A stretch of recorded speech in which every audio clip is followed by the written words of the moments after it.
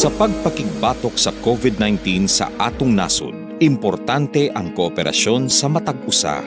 Ang pagpuyo sulod sa atong balay maoy usa sa pinakasimple apan pinakaepektibong pamaagi aron dili makakalat ang virus.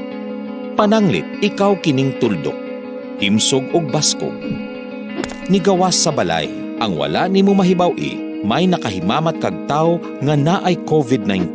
Timan-i, lisod mailhan kung kinsa ang dunay virus. Apan dali kaayo kining mapasa sa uban, mahimong napasa na di ay niya ang virus nganha nimo.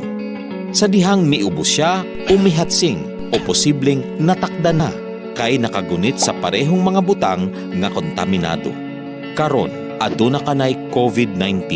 Giisip ka na nga carrier nga makapanakod sa uban. Kay basin mulutaw paglabay pa sa pipila ka adlaw ang sintomas sama sa ubo, sipon, paglisod og ginhawa ug hilanan. Mahimo pud nga wala kay gibating sintomas. Apan makapanakod gihapon ka pag uli nimo sa balay, mahimong makapanakod ka sa imong pamilya. Apil na ang imong lolo ug lola o mga ginikanan nimo nga may edad na. Sila ang adunay pinakahinay nga depensa batok sa virus. Ang adunay sakit sa kasing-kasing, diabetes, high blood ug uban pang pre-existing conditions ug ang mga mabdos, hinay ug ang pangbatok sa COVID-19.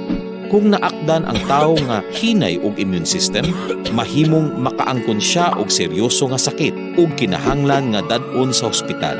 Sa padayong pagawas sa panimalay ug sa pag-adto sa mga pampublikong lugar, mahimo kang makatakod og tulo pa ka tawo. Ug sila makapanakod ug mas daghan pa. 20% sa natakdan mahimong maospital, managhan ug managhan kini samtang mikatag pa ang virus. Sa nakadaghang pasyente sa COVID-19, may daghan pang dunay sakit nga anaa sa mga tambalanan. Ang mga pasyente nga naglisod ang kahimtang, dili na maatiman. Wala nay lugar alang sa mga pasyenteng adunay laing gihambing balatian. Kaya natong likayan ang padayong pagkuyanap sa COVID-19. Kung naghuna-huna kita sa kaayuhan sa uban, kinahanglan natong maghuna-huna og muaksyon nga murag bit-bit na nato ang virus aron dili na kini mokalat pa sa uban. Sunda ang social distancing ug kung mahimo magpuyo kita sulod sa atong balay.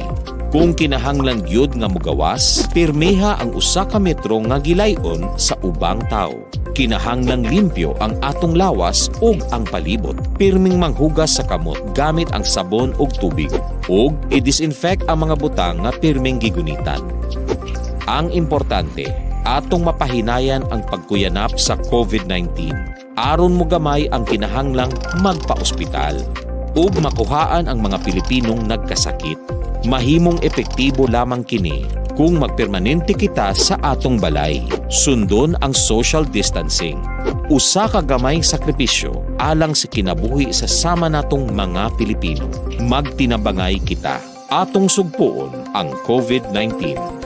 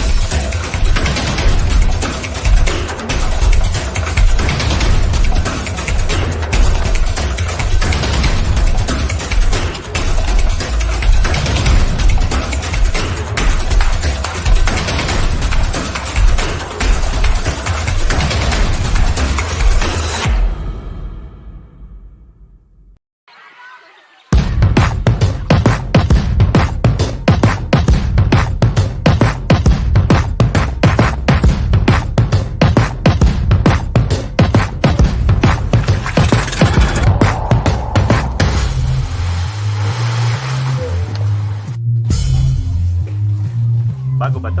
Bago.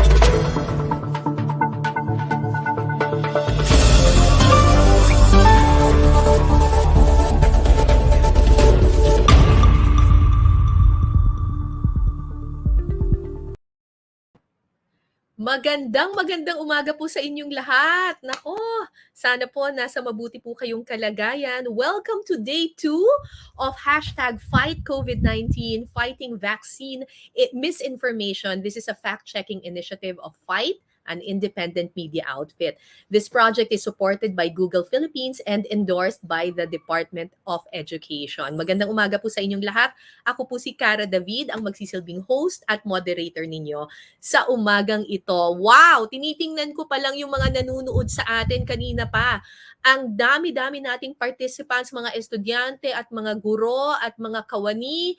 Ay nako, meron tayong mga participants mula sa Nueva Ecija, sa Cebu, sa Cavite, merong galing ng Iligan City, Baybay Leyte. Nako, hindi ko mabasa lahat pero ang dami-dami, maraming salamat po sa pagdalo ninyo dito sa napaka-importanting webinar na ito. So day 2 na po tayo ngayon. Kahapon natutuhan natin yung iba't ibang klase ng disinformation. O konting review tayo, ha?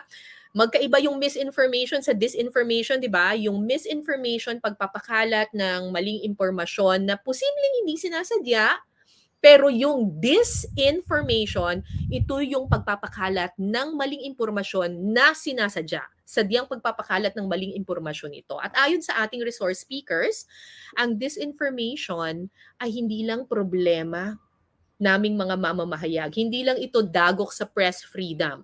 Aba, yung disinformation, nakamamatay rin ito, lalo pa ngayon na panahon tayo ng pandemya, kung kailan ang daming kumakalat na maling impormasyon tungkol sa COVID-19 at mga COVID vaccines. I'm sure marami sa mga active sa social media nakita na ito na ang dami ninyong mga nababasa na mga kung ano-anong balita at marami dito maling impormasyon tungkol sa COVID-19, tungkol sa mga bakuna. At para masugpo yung tinatawag na infodemic na ito, ngayong araw na ito, tuturuan namin kayo kung paano gamitin ang teknolohiya, ang internet, ang Google, ang social media, para kayo po mismo ay makapag-fact check at maiwasan ang pagkalat ng maling impormasyon. So, nako, stay tuned lang po kayo kasi marami kayong matututuhan. I really promise, pangako ko po sa inyo yan. Pagkatapos po nitong mapapanood ninyo, ang dami nyo pong matututuhan na magagamit nyo po.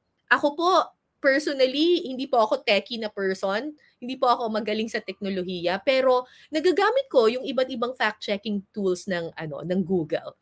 Anyway, live tayo ngayon sa YouTube channel ng FYT. Please subscribe to its channel and hit the notification bell. Napapanood din po tayo ngayon live on Facebook, sa Facebook pages po ng fight.ph, life.ph at Barangay Hub. Halos 6,000 po ang nag-register na participants sa ating 2-day webinar. Ay nako, thank you sa inyo. Ang dami pong mga estudyante, ang dami pong mga guro, at ang dami pong mga kawani ng gobyerno. Iba-iba po ang may mga mamamahayag din po na nag-register. So thank you kasi hindi naman po kayo hindi naman po kayo magsisisi kasi marami po kayong matututuhan ngayong araw. So share this live event on your social media accounts using the hashtag #FightCovid19. Okay? Paalala lang po bago tayo magsimula, maaari niyong ihanda ng mas maaga ang inyong lunch. Baka po kasi magutom kayo. Ayaw namin ng mga hungry. Hungry at hangry na mga participants. So, handaan niyo na po yung yung lunch ninyo. Baka may mga snacks kayo dyan, machichicha ninyo, ganyan. Dahil lagpas tanghali po yung ating session ngayong araw. Okay? Malaya tayong magtanong at magbahagi ng ating mga pananaw at tanong. Type nyo lang po yan sa comment section ng YouTube o kaya ng Facebook kung saan man po kayo nanonood.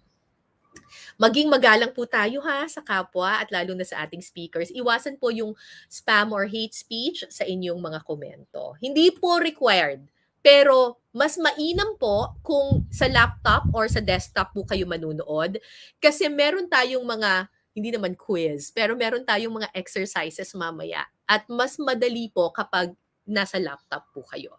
Pero hindi naman po required kung ano pong gadget ang hawak ninyo. Kung meron lang po kayong laptop, mas maganda kung doon kayo manunood. At huwag pong kalilimutan na para makuha ang inyong Certificate of Participation, kailangan nyo pong i-fill out yung feedback form na ifa-flash po namin mamaya pagkatapos ng event, yung link dyan. Tapos, importante rin po na ipasa ninyo yung assigned exercise. Exciting! May exercise tayo mamaya. Ipapasa nyo po ito sa fight.reportersfromhome@gmail.com. Alright, umpisahan na natin ang ating session. Para magbigay ng opening remarks para sa umagang ito, tawagin natin si Voltaire Tupaz, ang co-founder ng FYT Media. Si Voltaire ay, nako, ibang klase ha, Volts. Nagtapos na valedictorian sa elementary at high school. Naks naman! Tapos pagdating sa kolehiyo, meron siyang bachelor's degree sa social sciences, double major in economics and political science mula sa University of the Philippines sa Baguio. Si Volt ay dating student leader, nanilbihan din siyang UP Student Council Chairperson at Chairperson ng National Union of Students of the Philippines and USP chapters sa Cordillera. Isa siyang development worker bago naging isa sa mga founding team member ng Rappler at editor ng civic engagement arm nito, ang Move PH. Noong 2018, isa siya sa naging co-founders ng Life Solutions Incorporated, kung saan siya ngayon ang President at Chief Content Officer ng FYT, ang media arm ng startup company na ito. Virtual clap for Mr. Voltaire Tupaz. Magandang umaga sa iyo, Volts!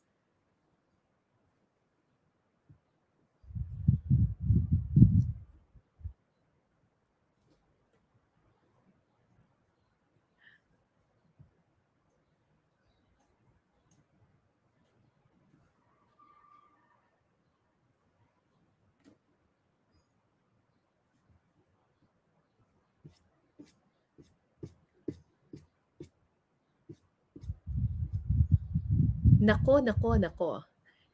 Naririnig ko niyo ba si Volts? Parang hindi ko siya naririnig ng maayos. Ayan, narinig niyo na ako?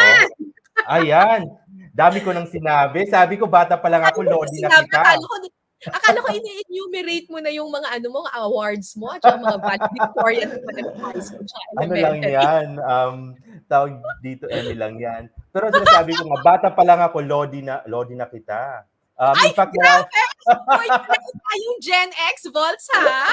I know, right? But seriously, if natatandaan mo, development worker ako noon, pinarangalan ka ng isa sa network ng mga katutubo dahil sa iyong project Malasakit, yung iyong proyekto para sa mga kabataan. Karamihan ng ngayon, high school, I think, or college, at yan yung audience natin ngayon, napakarami nila, mga high school and college. Iba na ngayon, may teknolohiya na sila at may access sila sa Google, sa iba pang social media. Sa panahon namin noon, walang ganon. Pero alam mo, Bols, sa totoo lang, tuwang-tuwa talaga ako na mas marami ng mga kabataan ngayon ang talagang yung maalam sa teknolohiya, tapos ang access to information talagang one click na lang siya ngayon, 'di ba? Nakakatuwa. Pero nakakalungkot din na habang tumataas at nagiging sophisticated yung teknolohiya, naku, nagiging sophisticated at dumadami rin yung mga misinformation at disinformation. Tama ka. Dati ang sailan sa social media, Friendster pa lang yun, panahon natin. Correct! Naghahanap lang ako ng testimonial, testy. Ngayon, dami nang pwedeng gawin. Ngayon, pwedeng nang magpa-shoutout. Kaya mag-shoutout tayo sa mga participants ngayon. Almost 6,000 yung nag-register. Ang laki ng delegasyon mula sa Central Luzon. Silang nangunguna. Hello, kaway-kaway kayo dyan. Mga kabalit ko yan. Yeah. Ay, taga doon ka pala. Siguro nag-mobilize ka, no? Po. Nag-mobilize ka. So, yun. I-share nyo yung kung saan kayo nanonood, i-share nyo sa inyong mga personal na mga accounts sa Facebook man, Twitter, or kung yung inyong mga platforms. At isama nyo yung hashtag na Fight COVID-19, FYT COVID-19. At i-mention nyo dyan sa comment section kung taga saan kayo, anong division, anong rehiyon, anong probinsya, at kung sino mga gusto nyong batiin. At yung iba pang dito, mga taga Northern Mindanao, humabol. Ang dami from Northern Mindanao. Correct. Pati yung Visayas, Eastern Visayas, Central Visayas, Calabarzon, NCR, yung Soc-Sargen, marami rin, Ilocos Region, Mimaropa, Western Visayas, Bicol. Hello sa mga taga Bicol, Davao Region, Zamboanga, Peninsula, Cagayan Valley. Meron tayong speaker mamaya sa Cagayan Valley. Meron din mula sa Western Visayas at Cordillera Administrative Region. Yan, dyan ako nag-aral noong kabataan ko. Bagamat nasa Leyte ako ngayon. At Caraga at Barm. Hello sa inyong lahat. Maraming salamat sa inyong pagdalo. Mahalaga yung araw na ito. Ito yung pangalawang araw at dito matututunan natin yung mga tools na mag-e-equip sa atin para mas maging mahusay pa ang ating paggampan ng ating role bilang mga mamamahayag. Yung ngayong araw, parang ito yung maraming technology na mukhang hindi tayo pamilyar. Bagamat tayo nagsi-search lagi sa Google, no? Kaya antabayanan natin yan. May eksperto tayo mula sa Google na bibigyan tayo ng overview at mga ilang specific examples kung paano magagamit ang mga tools na ito. Layunin natin ang paghusayin pa ang kasanayan natin, lalo na ng mga campus and community journalists na kasama natin ngayon upang matugunan ang problema ng COVID-19, vaccine disinformation na kumakalat sa ating mga komunidad at sa online world. Maaari natin gawin ito kung tayo isang mahusay at rigorous na fact-checkers or mga mamamahayag. Matapos ang webinar na ito, exciting yung mangyayari sa atin. Maglulunsad ang FYT sa tulong ng Google ng isang pagsasanay or workshop, training kasama ang mga mapipiling reporters from home fellows. Ito ay unang round, pipili tayo ng 10 at sila ay bibigyan natin ng gadgets ng isang mobile journalist, camera, tripod, siguro light, microphone, at sila ay bibigyan ng kasanayan sa tulong ng mga mentors, mga batikang, mga veteranong, mga mamamahayag. Who knows, kasama si Cara dyan. And then, makikita rin natin mamaya yung ilang mga karanasan mula sa ground kung paano nila ginagamit yung tools na ito or baka may makaturungan. Kaya kayo rin, hold on to your questions, ibato natin sa ating speaker mamaya sa Q&A. Kaya makinig at maging aktibo kayo sa huling araw ng ating webinar. I-follow nyo ang Facebook page ng FYT. Mag-subscribe kayo sa YouTube channel ng FYT. Kasama rin natin yung Barangay Hub, network ng mga campus journalists, mga mamamahayag, local community journalists at iba pang stakeholders. Tayo ay magsama-sama upang labanan natin ang disinformation. Back to you, Cara. Fight! Nako, fight talaga. Ang social ng fight. Ang social ng Hindi fight. naman masyado. Google, grabe.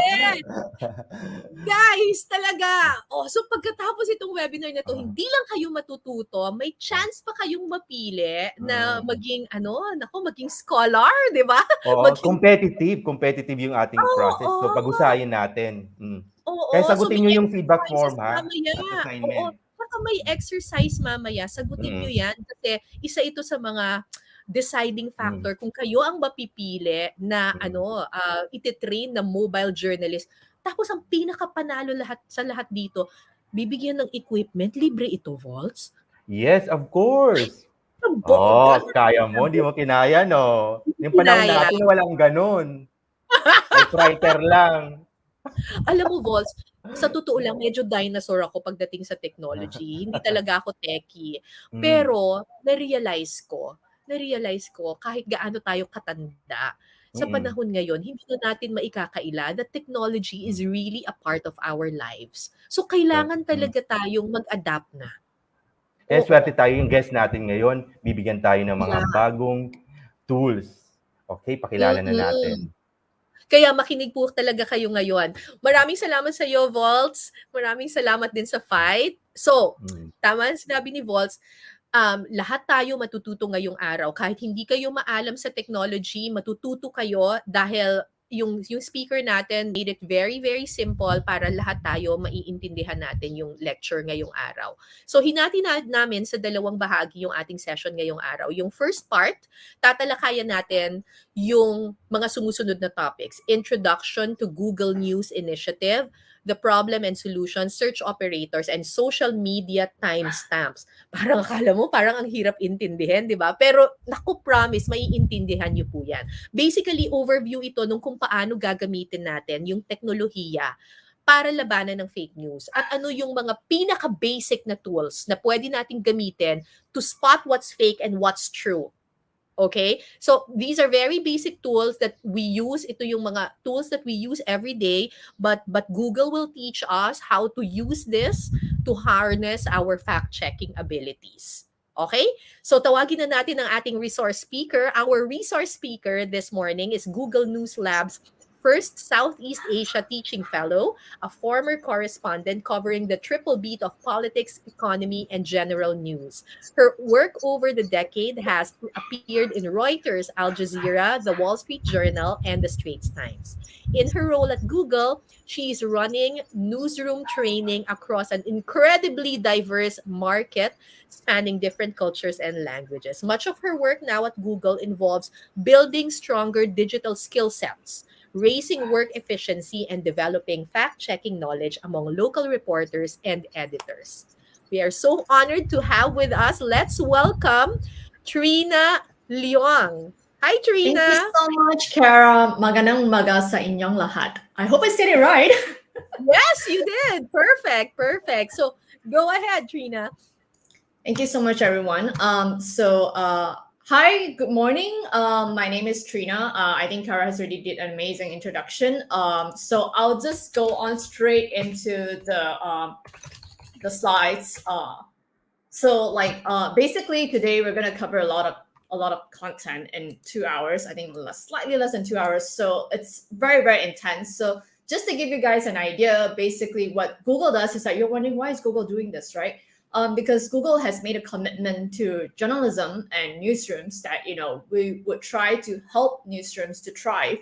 We understand how difficult things are, especially, the law news is trying to transition into the digital sphere. So what Google has is this branch called Google News Initiative. You can see the link on the top left. So basically what Google News Initiative does is that it works together with newsrooms to provide training, which is the first, basically the first prong of what we do. The second is that we work together with newsrooms on, how do you sustain yourself financially, have, equitable revenue, basically, how do I say this? Okay, in a very nice way. So basically, a lot of newsrooms are struggling, right? So we know that. So what Google does is that it works together with publishers to find ways to thrive in this era. And the third prong is on, how do we work with news associations to collaborate and also inculcate this culture of working together instead of being competitors. How do you collaborate with each other? So, but that aside, most importantly is what you're here for today. You're going to look at what are the problems and what are the solutions out there that are already in existence. And then we're going to talk about things like search operators, social media timestamps, reverse visual search, geolocation, and finally we'll look at Google Earth Project. Now, okay, so what we're going to look at first is that we know that the problem is what a lot of people call fake news, but the correct term is actually called misinformation. And we're going to look at what are the solutions that are out there. So first is the problem, right? We see that, there are two types of very common issues that we see. One is called misinformation, and one is disinformation, which Kara has mentioned earlier. So misinformation is basically information that is false or inaccurate. The person who's sharing it have no idea that this is not real, not true. And then out of the goodwill of their heart, they think, oh, I should share this because, it says here, according to an XYZ doctor from, say, this country, saying that, oh, garlic is going to cure COVID, that sort of thing. And in the early days of the pandemic back in 2020, we saw a lot of people sharing this, right? They thought that, hey, I don't know much about COVID. I should share everything I know that I receive on either WhatsApp, Facebook Messenger, anywhere, right? And that's a problem in itself, right? And this information is basically wrong information, false information that is purposely created and disseminated in a deliberate effort to manipulate or influence. Meaning the person who created this knows that this information is not real. It is false information. They created it on purpose and then they go and share it out and make it viral. So both are also problematic. Just because you don't know what you're sharing is not true, it doesn't mean that it is okay. A lot of people that I encounter, especially my uncles, aunties, my parents, they'll say that, hey, at least I'm sharing out. Sharing is better than don't share, right? We can deal with it later if it's not true. Now that's very problematic, and I'll tell you why. Because mis or disinformation both can also cause real harm, and we saw this happening the last few years. Now, first was one example that happened a few years ago, back in 2018, when people in India started sharing WhatsApp messages all across India in different provinces, and they all speak different local dialects, right? And the messages are always the same, but translated into a local dialect, whereby anytime a stranger comes to their village, there will be this messages circulating on WhatsApp saying that, hey, that stranger is here to kidnap your children. And they will say that, oh, it has already happened in other provinces, and basically it's like a syndicate. So now what is problematic with this is that people share it thinking that I'm helping my neighbors out, I'm alerting them of a potential danger, right?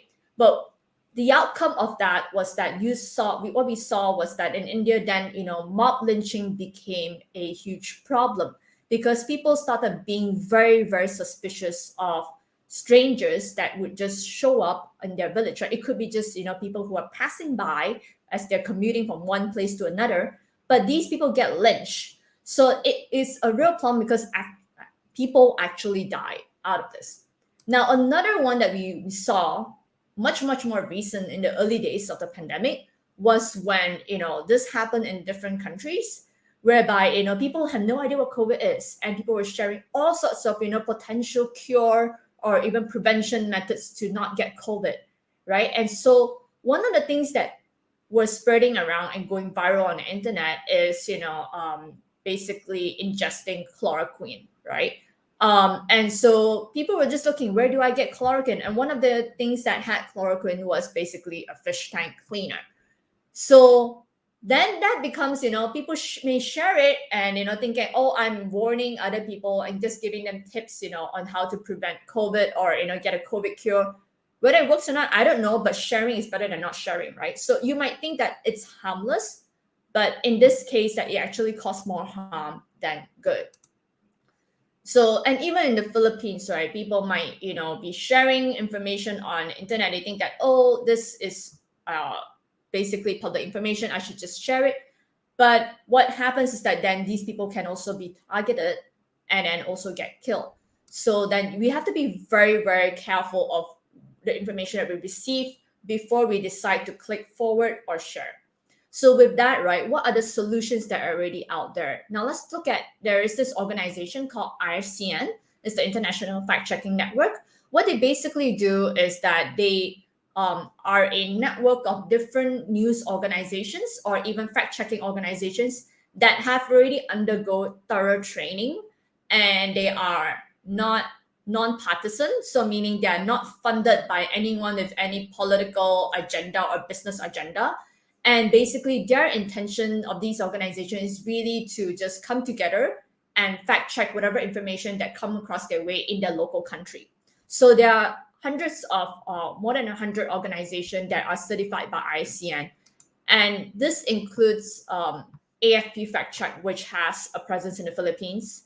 And then it also includes Verifiles and Rappler, who are also ICN certified. So we know that whatever that they have fact checked, they have already done the due diligence. Now, I just want to be, if you're wondering, I don't know how to fact check or whatever, I'm not quite sure how to go about this. More often than not, information that you come across, claims that you come across online, are probably shared very, very viral, and they have probably been debunked somewhere on the internet. So it's good to, refer to professional fact checkers like them.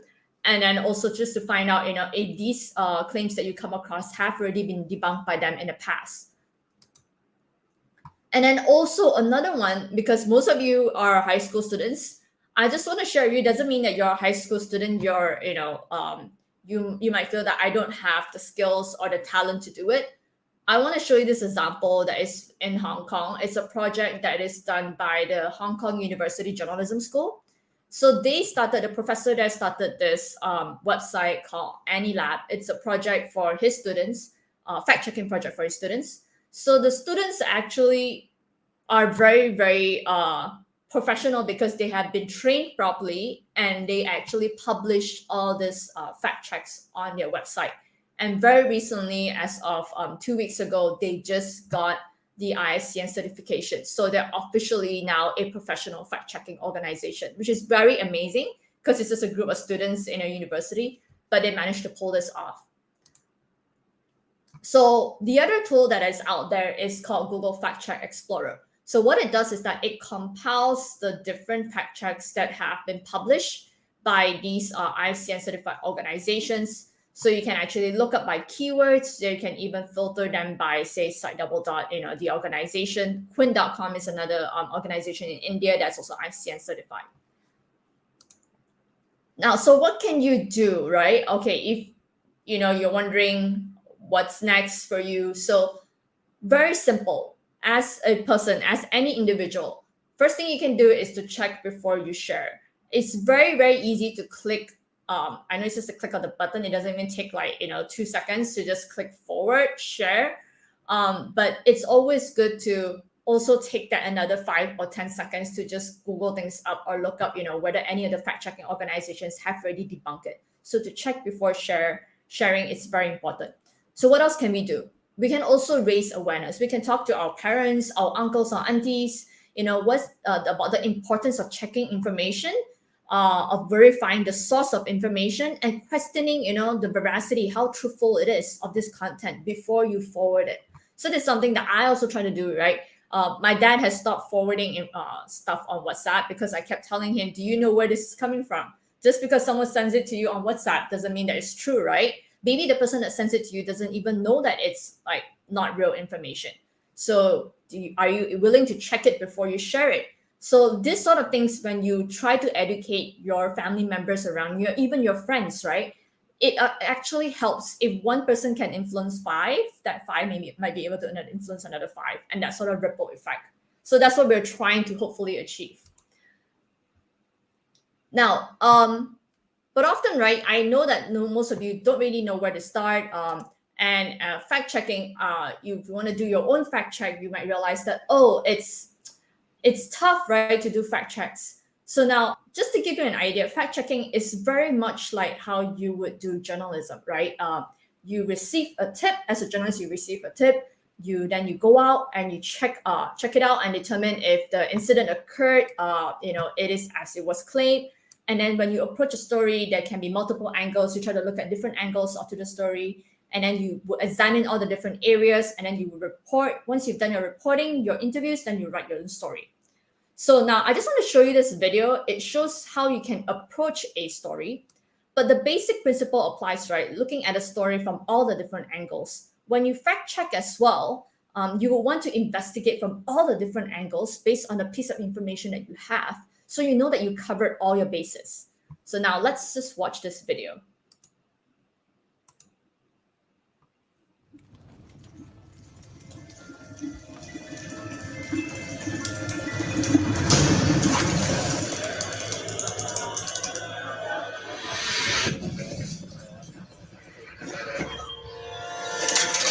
Little pig, it's the police!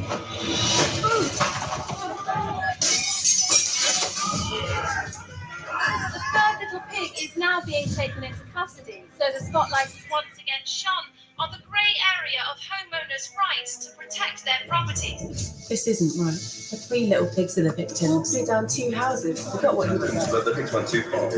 Any right to defend your property. Chinny chin chins up, fellas. Boiling someone alive hardly constitutes reasonable Somebody is force. going to break the law and intrude on you. You can't protect yourself in your own home. A man's home is his castle. If someone tried to blow my house down, I'd do the same. I knew the wolf. There's no way he could have blown down those houses. He had asthma. But the wolf had asthma. So what's the truth about the pigs' houses being blown down? Inside job. There's no reason why those two houses, one made from straw, the other from wood, should have collapsed. Not even a healthy wolf's huff and puff could bring them down. The three little pigs have confessed to conspiring to commit insurance fraud, framing the wolf in an attempt to cover their tracks. Their motive was financial, as they struggled to keep up with their mortgage repayments. Guilt. I can empathise with I'm behind on my payments too. How could this have happened? I've lost everything.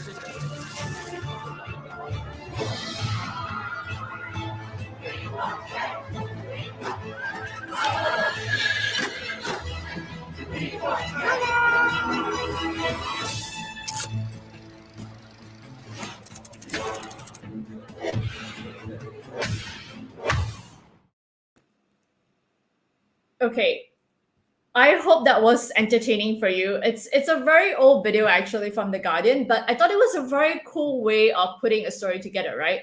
And in the case of what we saw, it's a very short little story of the three little pigs, but you know, the fact-checking element comes in when the people and the journalists actually work on tracing back the wolf's track and what he was doing right before his death, and were able to discover that he had asthma. So that was quite interesting. Then when you come across, you know, when you think about it, when you come across a claim that raises some red flags, right? Fact-checking is an option for us to verify the claim itself. So what you would think, what are red flags? Red flags can be something that is going viral, that's widely shared, has claims which appears, you know, outrageous. So when you see something like that, then, you know, it's a good sign for you to then, you know, perhaps you should do some due diligence and look up the internet. So, you know, just to see if there are any fact checks being done, or you can do it yourself. Now, we'll look into search operators. So simple things, how do I utilize Google to my advantage, right?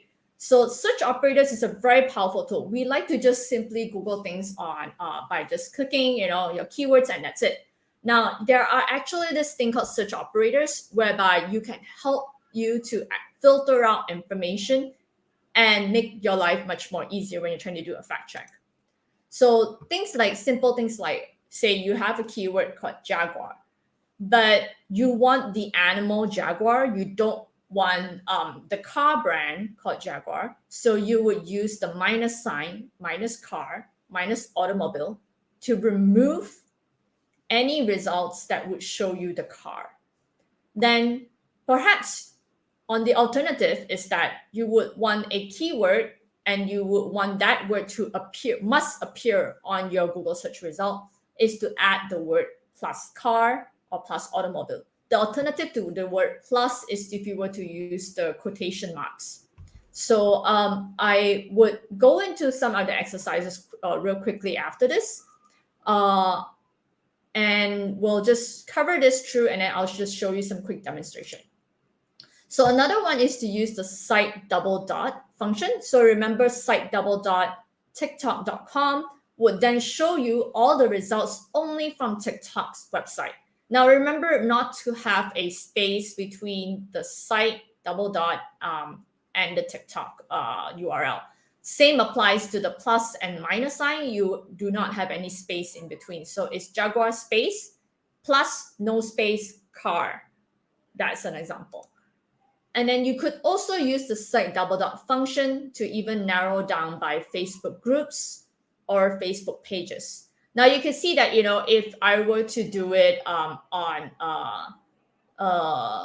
Facebook page itself, on my Facebook account, I'll realize that, oh, I need to like click on groups, and then I need to like filter out by keywords, and I may not get the results that I want.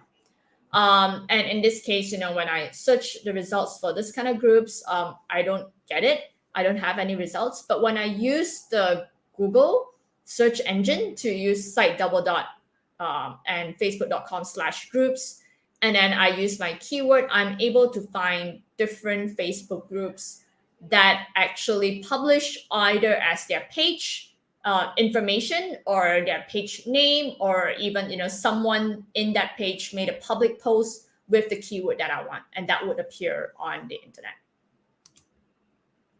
You can also then, you know, like look at search by timeline. So what you can do is, if you're looking for a piece of event, I could use the quotation mark, and then I could use click on tools, and then I'll see that by default it says here anytime this will appear and all results, and then I click on custom range, or I could go past 24 hours, past week, past month, past year.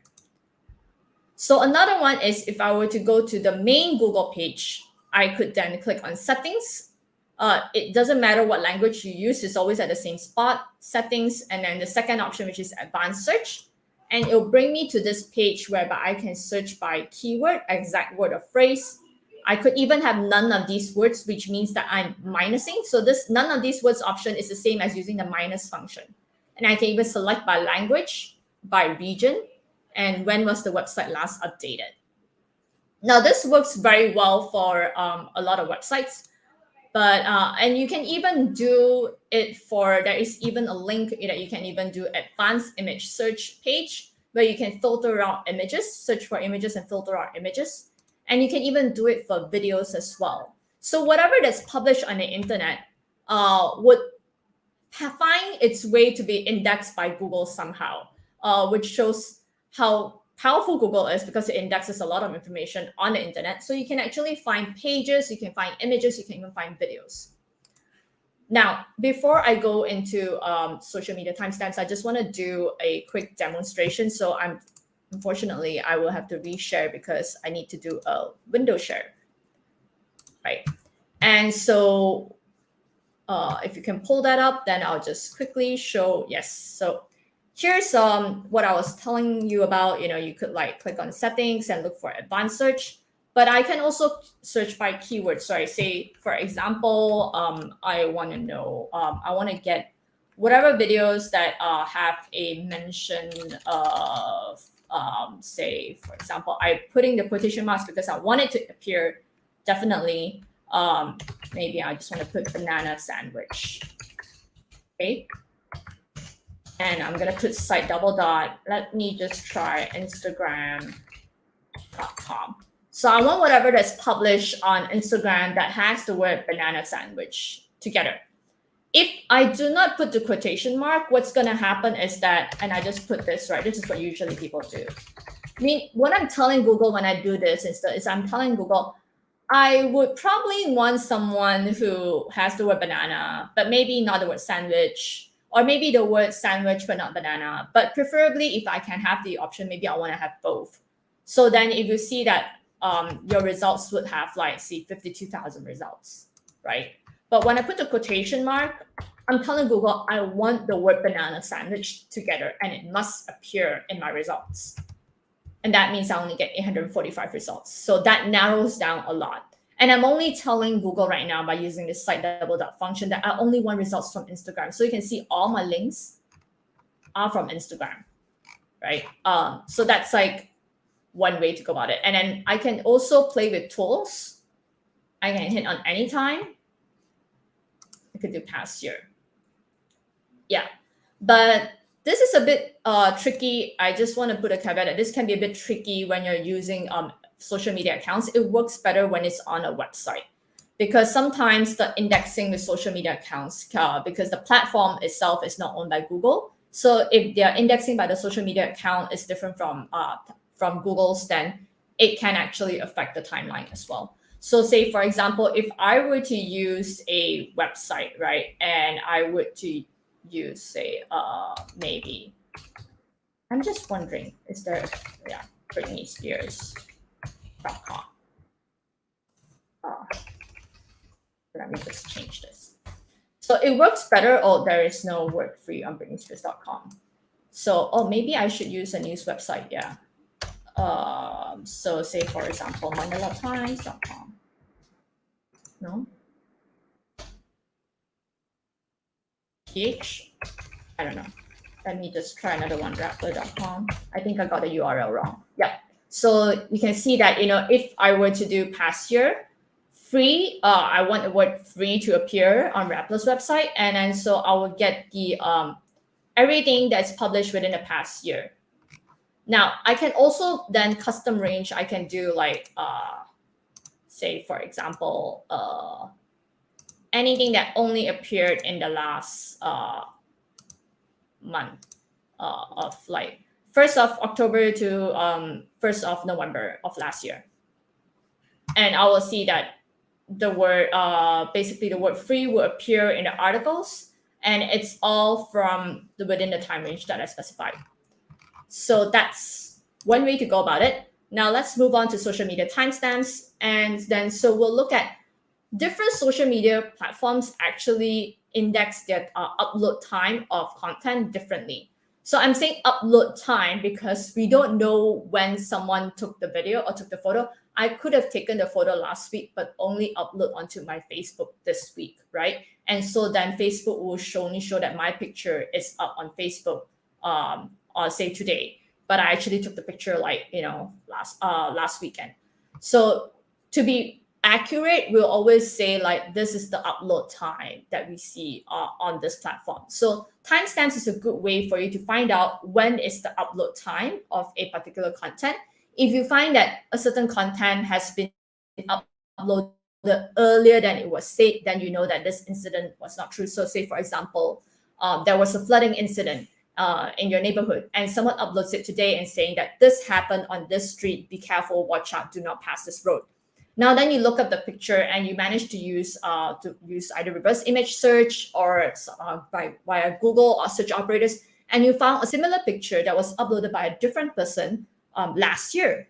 So then you realize and you look at basically the timestamp. Maybe perhaps you find a picture on Twitter or on Facebook, and you find a timestamp on the post for that image, same image used was last year, and then you know that, oh, this is a recycled photo. This is not happening right now in my neighborhood. This was happened like last year in a different place.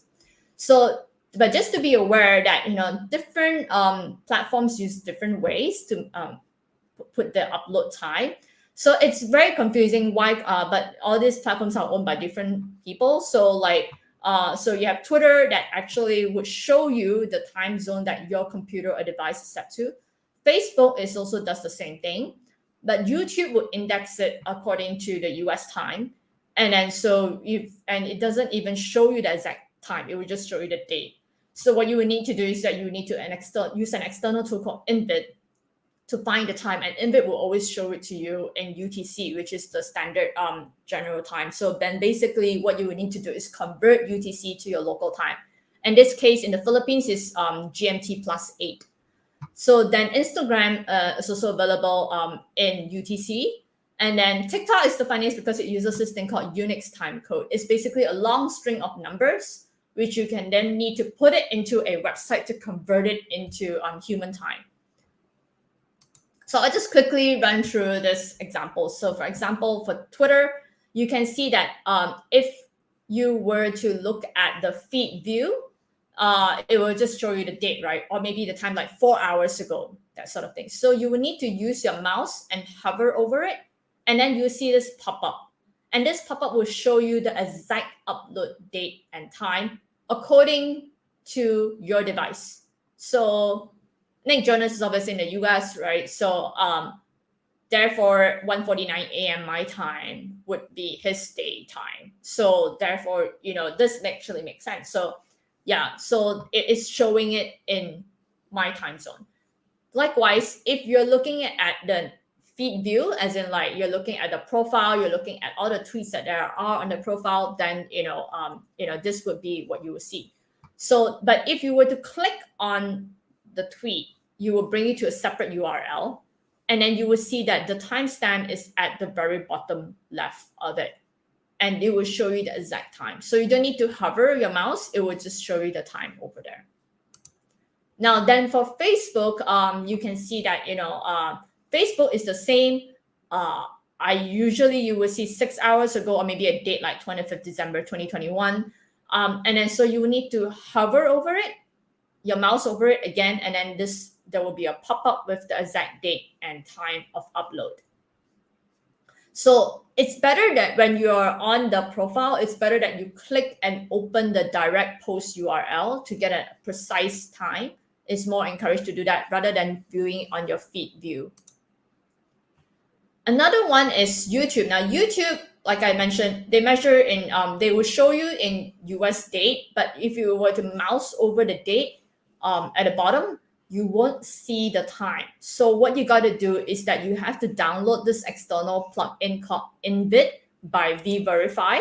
So this is platform. So once you download it as a Chrome plugin, I always advise people to use Chrome. not because I'm supporting Chrome, but because Chrome supports a lot of plugins, which is very helpful when you're trying to do fact checks. So if you're on Chrome, you can actually download this embed by vVerify, and then you can hit on tools, and then you can select video analysis, and you can put in either a Facebook, Twitter, or YouTube link and hit submit. And it will show you the upload time for the video in UTC. So it shows you 16th of December 2021 at 11:37 a.m. UTC. And it even has the option here now to help you to click and convert to local time. So it redirects you to a separate timestamp converter website that's free. All of these are free. We don't recommend anything that's paid. So you can click on it, and then after that, you can just insert the time and convert to your local time. You can put that Philippines time, and then it will show you. In this case, it's very easy because it's always +8 for us. So it's 11:37 +8. That's 19:37. That's basically 7:37 p.m. That was when this was uploaded.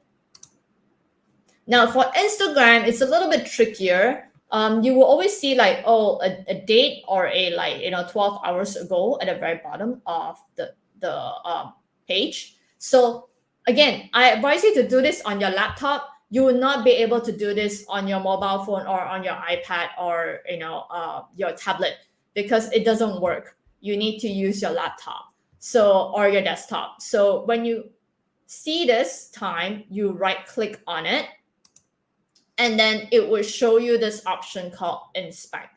Select inspect, and then this bunch of codes will appear. But then you will see this blue strip highlights the time.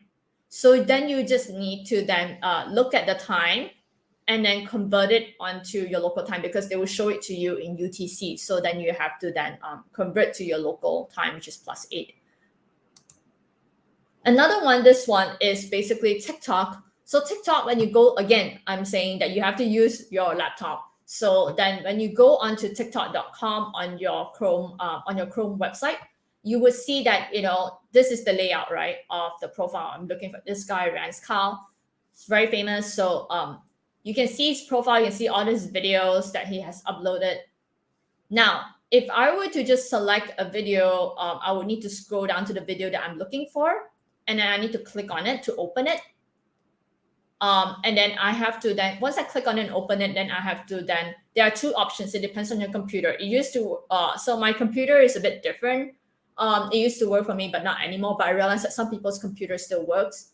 Once you click on the video, it redirects you to a separate link, right?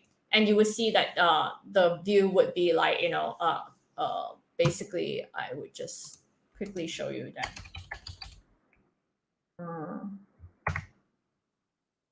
TikTok.com. So Rance Carl. So okay, what you're gonna see is that when you click on any video,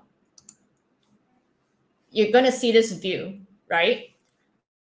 Now, so when I right click it, okay, you won't be able to see when I right click it. So when I right click it, you're supposed to see this word view page source. This option, view page source. Now, do not panic if you don't see it. There is another hack. If you do not see view page source when you right click on the video itself, then you go to the URL. You basically, once you open your video, you have a URL, and you then add on in front of the URL view dash source double dot.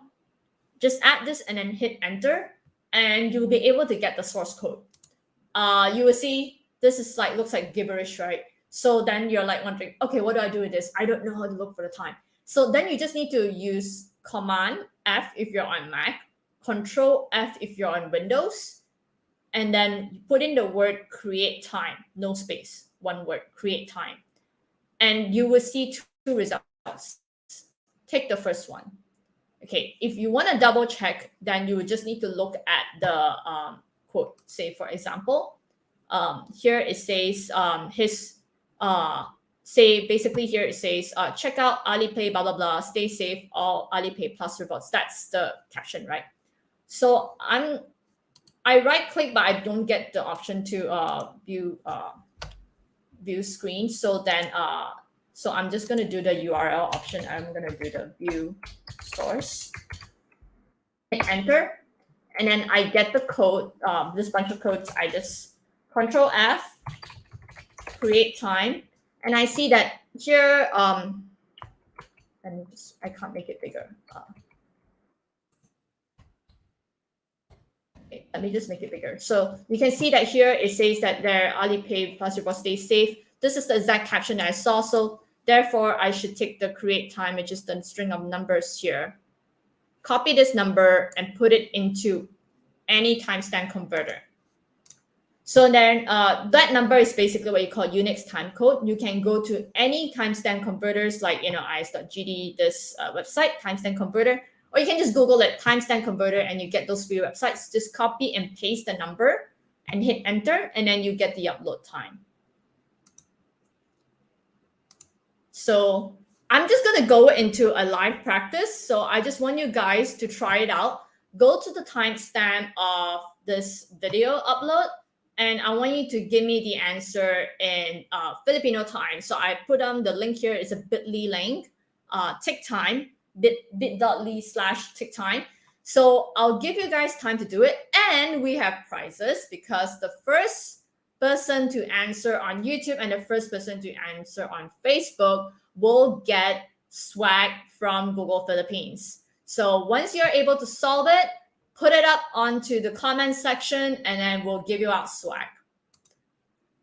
While some of you solve this, I will let you watch a short video clip about how easy it is to fool people on the internet.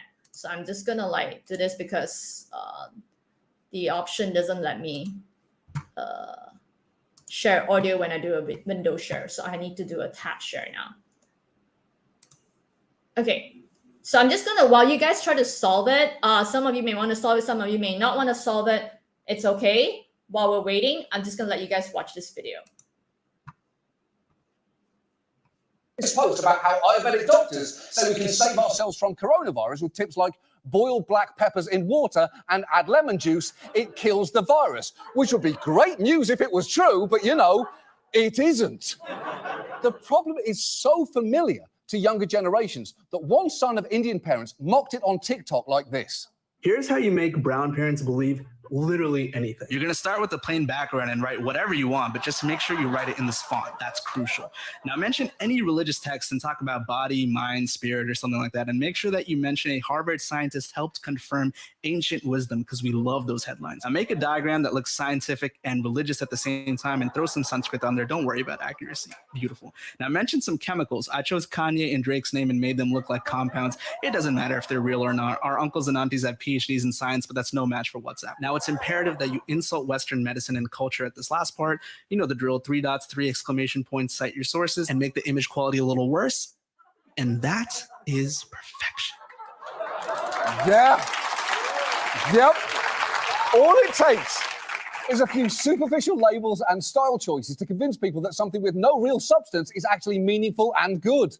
Or as it's known in America, the Marvel Cinematic Universe. And while that was grow up, and while that was clearly fun, that guy later posted a follow-up saying that his image had worked slightly too well because it was making the rounds on WhatsApp, but not always as a joke. Okay, guys. So I hope that was entertaining for you. But, you can see how problematic it is when, people can easily create false information on the internet. So basically, you can then, just create your own, share it, and watch it go viral, which is very, very dangerous. I'm just gonna okay, sorry. There. So going back to the exercise, I was wondering, did anyone manage to get it right? Yeah, so this was to whoever who answered it correctly, congratulations. You can email this email address, fyt.reportersfromhome@gmail.com, to claim your swag. So the answer is actually Friday, October 9, 10:37 p.m. because I say Philippine time, right? So not the GMT, which is not the UTC time.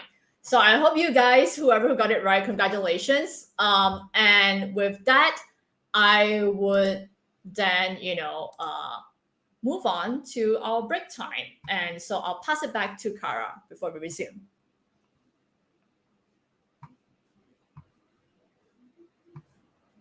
Wow, thank you, Trina. And congratulations to all those who got the correct answer. It's October 9, 2020, 10:37 p.m. Is that right? Yep. Yep. Wow, that's great. I'm so proud of all our participants who joined. Thank you, Trina, for that lecture. What struck me is that Google is something that we use every day. The problem is there's so many things that come up when you search for something. There's so many clutter that comes up. So what you taught us about Google tools is very useful. Using the minus and plus sign and the quotation marks will definitely help us in filtering our searches. Yes, definitely. So that's very, very helpful. I use it when I was a journalist as well. It makes my life much more easier. It cuts short my time. Yeah. And social media is also something that Filipinos love. We're on Facebook, on TikTok, on YouTube, and we share a lot of things, but sometimes unknowingly we share recycled photos. So this tool that you taught us about using timestamps is it's very useful so that you don't share photos that were really shared a year ago or 3 years ago. Yes, yes. So that's actually a common problem. Like most people tend to be very lazy. They don't create new content. They recycle old ones. No. So yeah, like a flooding or a typhoon photo that you see like from 3 years ago. Because like Philippines have typhoon like almost every year, right? How do you differentiate one typhoon photo from the other, right? So it's very easy to just recycle old ones and claim that it's new. Yeah. So we have some comments here from Jaina Bogasan. So TikTok can really be a reliable source as long as you are using the tools correctly. So TikTok, there are ways to monitor TikTok, but like I mentioned, it's very limited. You can use the site double dot function to see what's on TikTok, but just bear in mind that whatever that you monitor or see on like Facebook, Twitter, Instagram, or TikTok, other social media accounts, you can only see them if they are public accounts. Like if I have a private account, Kara, you won't be able to see and find what I post on Instagram because I've made my Instagram Of course. private, right? So that's one of the things that people get very excited. Oh, now I can see what's going on in this person's account, right? No, because if that person made it private, you wouldn't be able to search it on the internet. Correct. So I get this a lot. People ask me if there's like a blue check or something because there are a lot of social media apps that have the users have a blue check. Does that mean that you believe everything that that person says because he's verified because he has a blue check? Just because a person is verified by a platform, it doesn't mean that whatever that they post is true. Correct. It means that they're very popular to get that verified stamp on their account. But being verified means that I'm not verifying that whatever that you're saying is true. I'm just verifying that you're a popular person, right? So that's two different things. I'm just telling you that, oh, you get that check mark, that basically glorious check mark because you're very popular and a lot of people follow you. But it doesn't mean that what you're saying is always true.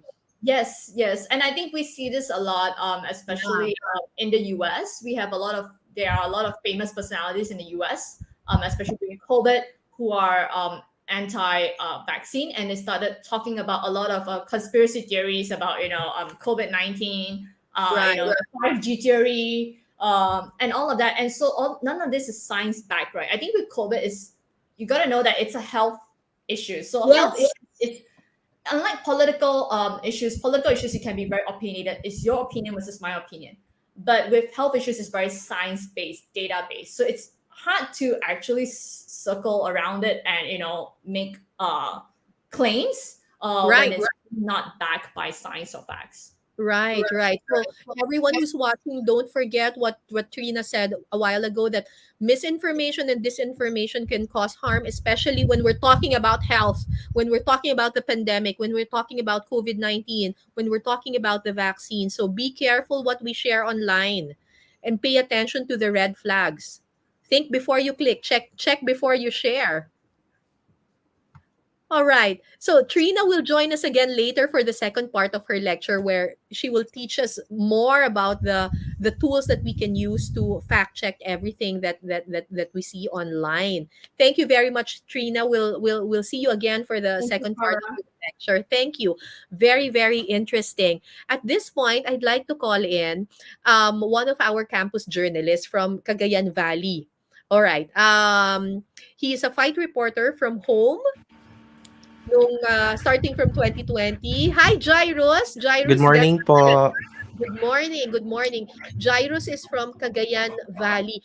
Ano, what is your reaction? Anong palagay mo doon sa lecture kanina ni Trina? Teka, tama ka ba doon sa exercise? Ako hindi ko na po. Sa totoo lang po, I'm still struggling po talaga sa paggamit nung tools po na pinakita ni Ma'am Trina. Pero ano Pero yung pinaka ano sa'yo? Yung pinaka feeling mo, ay magagamit ko 'to? definitely po, yung search engines po talaga. Ano Mm. na yung sinabi niya Yung yung maglalagay solutions ka po ng talaga, ma'am. Yung oo. pinakauna niyang solution is yung IFCN po, and we can, yung Google Fact Check Explorer rin po. Yun yung pinakamagagamit ko po Mm. as a campus journalist, as a community reporter po sa Mm. pagfa-fact check sa news ko. Yes po. Mm. And Kasi then sige, go ahead. yes po. Ang main takeaway ko naman po sa overall na sinabi ni Miss Trina kanina is that Google is not just a search engine for Mm. all of us. It is Mm. a powerful tool sa Mm. pagfa-fact check, sa social reawakening po. And then it's really helpful for not us students but for the whole society po. Kasi it's jam-packed with so much information po na pwede po pala siyang i-filter out. Na marami Totoo. yes po, kasi based on my personal experience, ma'am, whenever I search something using Google, marami pa po talaga siyang unnecessary, I must say unnecessary information Parang na hindi clutter. naman yes po. Pero with the use of the timestamps and the search engine po, yung tinatay po kanina na Oo. search operators that Oo. nafi-filter out pa po yung information. Oo, totoo 'yan. Ikaw ba, Jairus, meron ka bang mga personal experiences diyan sa Cagayan Valley na parang may nag-post ng picture tapos, shinare ng shinare tapos yung pala recycled lang pala siya? Marami po. Yun po ang pinaka-concern ko as a student of communication, as student of Mm. journalism. Ang pinaka-concern ko po sa Facebook friends ko ay bakit pa kayo nagshi-share ng recycled photos? Dapat chine-check muna ninyo 'yan bago niyo Mm. i-share kasi sabi niyo po kanina, it's really harmful. Misinformation and disinformation is really harmful. So, ito lang po ang pinakapayo ko sa lahat, especially sa Facebook friends ko, is we Mm. think before we click. Yun po talaga. And use Google. Oo.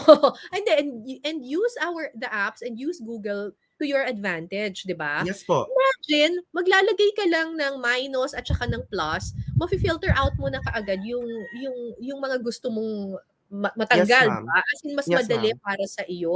At saka Opo. 'wag basta-bastang maniniwala doon sa mga nakikita ninyo, hindi porke may blue check 'yan. Correct po. Nagkakamali rin po 'yan, 'di ba? 'Di ba minsan may mga mali rin. Actually, minsan kahit na nakikita ninyo na parang, ay mukhang media organization ito, ay mukhang news organization ito, i-she-share niyo na kaagad kasi, ay mukhang Yes, ma'am. legit. Pero Yeah, may mga paraan na malalaman natin na, ay parang hindi ito totoo. 'Di ba? Kailangan tayo mismo mag-fact check. Sige, go ahead, Jairus. There is a concern po. Mhm. Marami po kasing gumagawa nito, especially sa Twitter and Facebook, na Mm. kamukha niya po talaga yung parang branding ng news source. Pero Mhm. lampun po talaga siya. Mm. For example, I will not drop na lang po the name, no? Pero Mm. let's just call it blue na lang po yung social media branding niya. Pero hindi po sila nagko-combat sa problem natin. Instead po, mas dumadagdag pa po sila sa problem natin. Kaya po, instead of just scrolling down through Facebook, through TikTok, through YouTube, maging vigilant po sana tayo sa Tama. paggamit ng social media because it's really scary po na kapag para po talaga siyang virus. Actually, mas malala po ang misinformation and disinformation kaysa sa virus kasi once na share mo na yan, tuloy-tuloy na pong mag-i-spread yan all throughout social media, all throughout internet. And that's a scary thing, especially for students, for us community journalists po. Right, right. At gusto ko lang idagdag na ang fact-checking po ay hindi lang responsibility. This is not just the responsibility of journalists.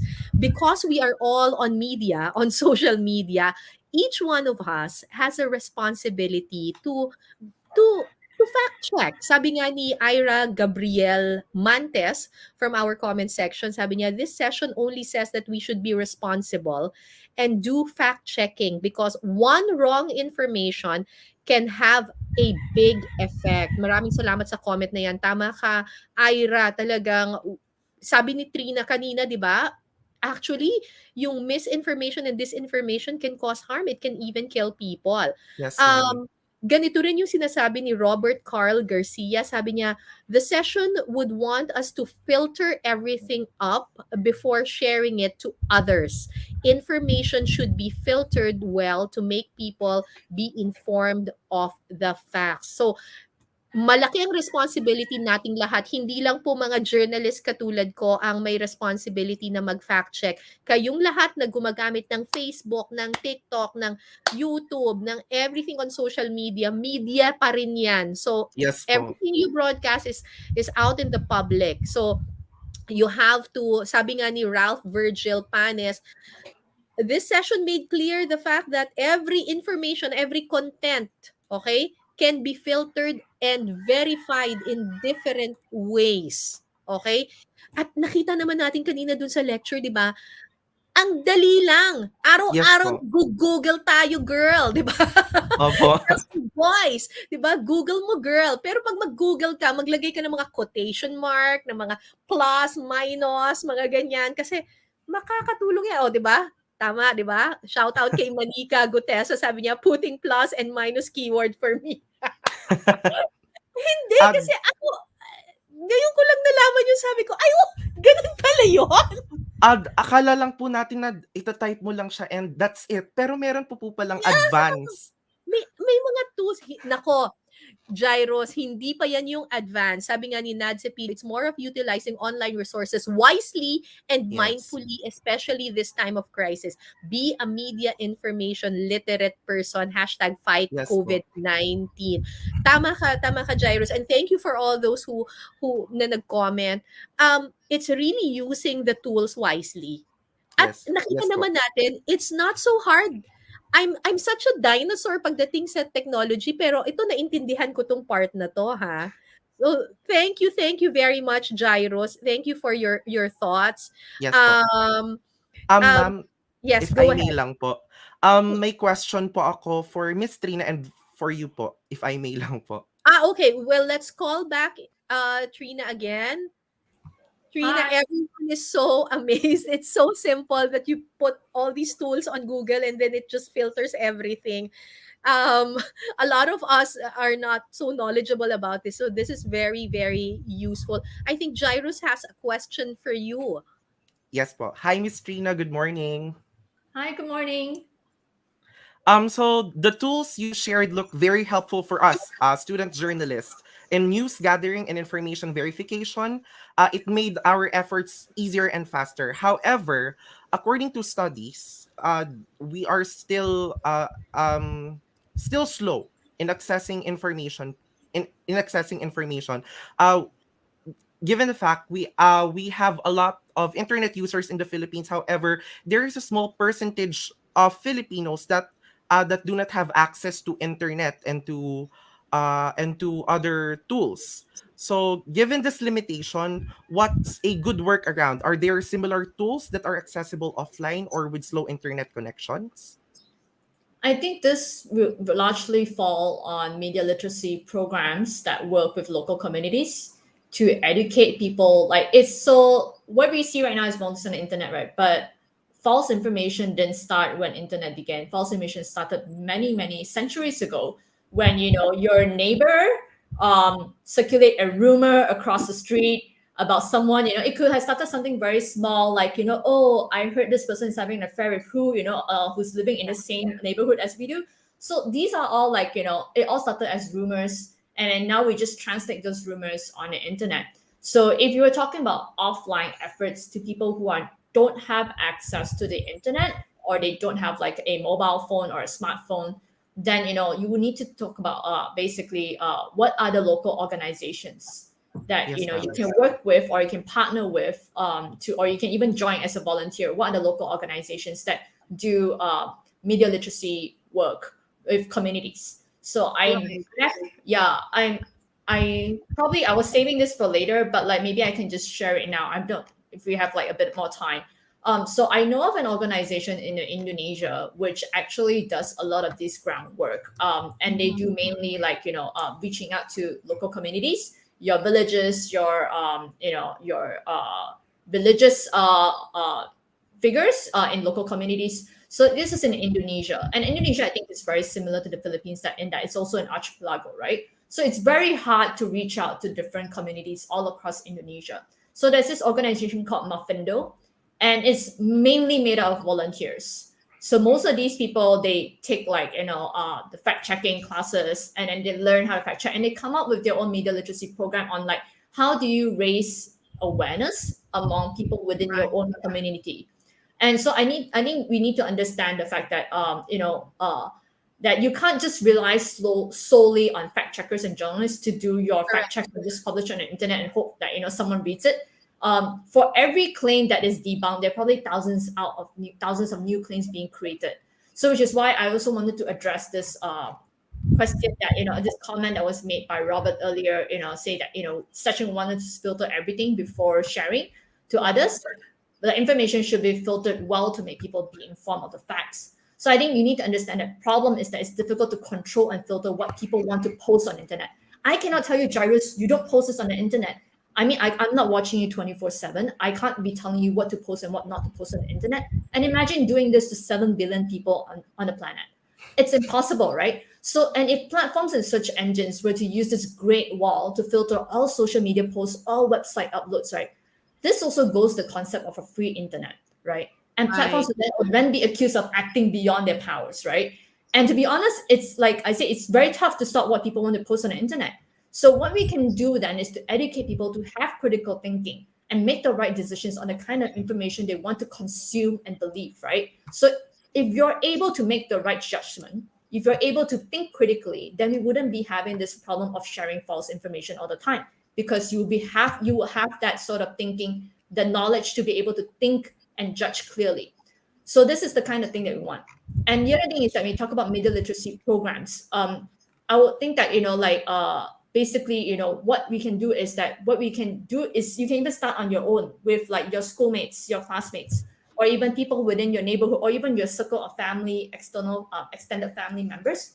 How you can educate them to like, okay, let's just be aware and question the information we receive before we start sharing to others, right? A simple Google search doesn't take more than 10 seconds to just see if this has been debunked before, right? Or if this has other sources of information that is from trustworthy pages, especially if it's health misinformation. If there are health departments, or even not Filipino health department, or even like the WHO, all of these are sources of information, right? So you can then talk about this information online. So I think this is very, very crucial. Yeah, thank you very much. Very well said, Thank you, Trina. ma'am. Yeah, because in countries like the Philippines, where internet connection is not accessible to everyone, all the more that our job as journalists, our job as people who have access to internet, is more important. It's our job to educate those who don't have access to these kinds of information, because these misinformation and disinformation can spread really really fast. So tayo, the people who have the privilege to have access to the internet, it's our job, it's our responsibility to teach them what's authentic and what's not authentic. Thank you very much, Jairus, for that question. Thank you Thank you po. for joining our discussion. At this point, we're ready for the second part of Trina's lecture. Trina, you will be discussing more in detail the different tools that we can use to Yes, fact yes. check. Yes, we'll move on to reverse visual search, which is something that a lot of people love, and also on geolocation I as hope well. I can understand it. Is it simple to use? It's very, very easy. I mean, and all of us here are very young, right? We are either millennials or Gen Z. So, like, I'm pretty sure we can pick it up. All right, all right. So go ahead with your presentation, Trina. Thank you so much, Kara. So yeah, if you can pull up my slide, thank you. So now we'll resume with reverse visual search. So basically, what we're gonna look at is images and videos, right? And so I mentioned earlier about recycle images, and now sometimes if you want to know whether an image is recycled or not, anything that's published on the internet will definitely be indexed by one of the search engines. So one easy way is that when you see a picture, okay, this works for websites, okay, not for social media. So it doesn't work if you look to try it on like Facebook or on TikTok. If it's on a website, what you can do directly is you were to right click on the image, and then you will see this option to search image with Google Lens. And when you click on it, it will show you this is the latest update. It will show you this little bar on the right. And it basically will tell you, if it has an exact visual match. If it doesn't, then it will just show you similar images. Now, so if you have an exact match, then obviously you can click on it to see, where else has this photo been published. If it doesn't, then you just see, basically similar visuals, but not the exact same photo. Now, then once you do that, you can then also, what you can also do is that you can also use the time range function to see if that photo has appeared previously, much, much earlier than the stated date. Now, what I'm going to do is that now I'm going to move to like a quick demo. I realized that I'm on tab share again, so I'll need to do a window share so I can show you the demo. Okay, so what's happening here is that you would see on this website, it's called Google Images. So the URL is very simple. It's images.google.com. And you will see this little camera, right? And this little camera is the search by image function. So once you click on it, it will tell you that, I can copy and paste the URL of the image, or I can upload an image. So if you have this, this is the URL of the image. If it's like a website, then you can use it. It doesn't work very well if you're on Facebook or TikTok, Instagram. It's better if it's a direct website. This is also because Facebook, the social media platforms, they have a different way of indexing photos. So it's better if you were to just download the photo and then upload an image. So if you have the image, then you just choose file, and then you upload that image and you hit search. And then after that, what it will tell you, it will bring you to this page, right? Whereby it will show you this is the photo that you uploaded. And then they can tell, like, this looks like a massive crowd, so it's probably a protest. Now, what I can do is that I want to know if this photo has surfaced earlier than I thought. So I will use the tools function, click on time, and I'll custom range it to see if it has appeared earlier than what I think it did. So this is one way to filter out photos that you think are recycled. For example, I was talking about, natural disasters, your typhoon, your flooding. So, or, your mountains eruption, volcanic eruptions, all of that. Now, it may tell you that, if this looks like a volcanic eruption, it may not tell you exactly which volcano, but it's one way for you to filter if you can find out if there's an exact same image on the internet. No two photos are exactly the same, right? Because I could take the same photo of a mountain, but I could take it from a different angle. So I could take it from a different angle, so that's why the photo will look different. So, but if you see the exact same photo being used, then you know that this photo has been recycled. Now, Google is not the only tool out there. I'll talk about other tools as well. So that, oh yes, and I just want to mention that, when you upload a photo, I mentioned earlier that, you instead of putting the direct URL link of like a social media platform on, say here, instead of putting a facebook.com URL, what you do, you want to upload an image. and then you upload the image already, then you want to add on site double dot function. You could do Facebook, you could do Instagram, you could do TikTok, but TikTok doesn't really capture because it's video platform, so it may or may not capture. But you could try Facebook and Instagram, so or even Twitter, and so then you would need to use this so that you will only get images, this image surfacing on say Facebook.com website only. Now, you could also be mindful that Google doesn't recognize the date of some of the web pages, especially with social media web page. So you need to open the link, each link of the Facebook link that you've seen your results to see the exact date. You can also, the site is just to help you to narrow down, and then you need to click on each link to open up the date to see the date. So I just wanted to show you some examples of how, basically you could use reverse image search to find out if a photo has been used, has appeared on the internet before. Now, because I told you that, what this search engine like Google, what does is that you recognize similar images as well, right? So in this case, what happened was that this photo of a Burj Khalifa tower in Dubai, and then it was then manipulated, right? But when you reverse image search this photo, you will be able to see, so you need to download it and then you reverse image search it on, like, say, Google. You'll be able to see that, Google will be able to identify the building, and they will show you similar images of the building, be it lighted up or not lighted up. And so you just need to find the ones that closest to the one, which is this one, which is lighted up. And then you'll be able to see that, while the original one doesn't have words on it, what else the manipulated one has. And you can also see the upload date is obviously in 2019 versus the one that is going viral, which was circulated in November 2021. So the other search engines that you can actually use to do reverse image search is Bing. Bing is a Microsoft website.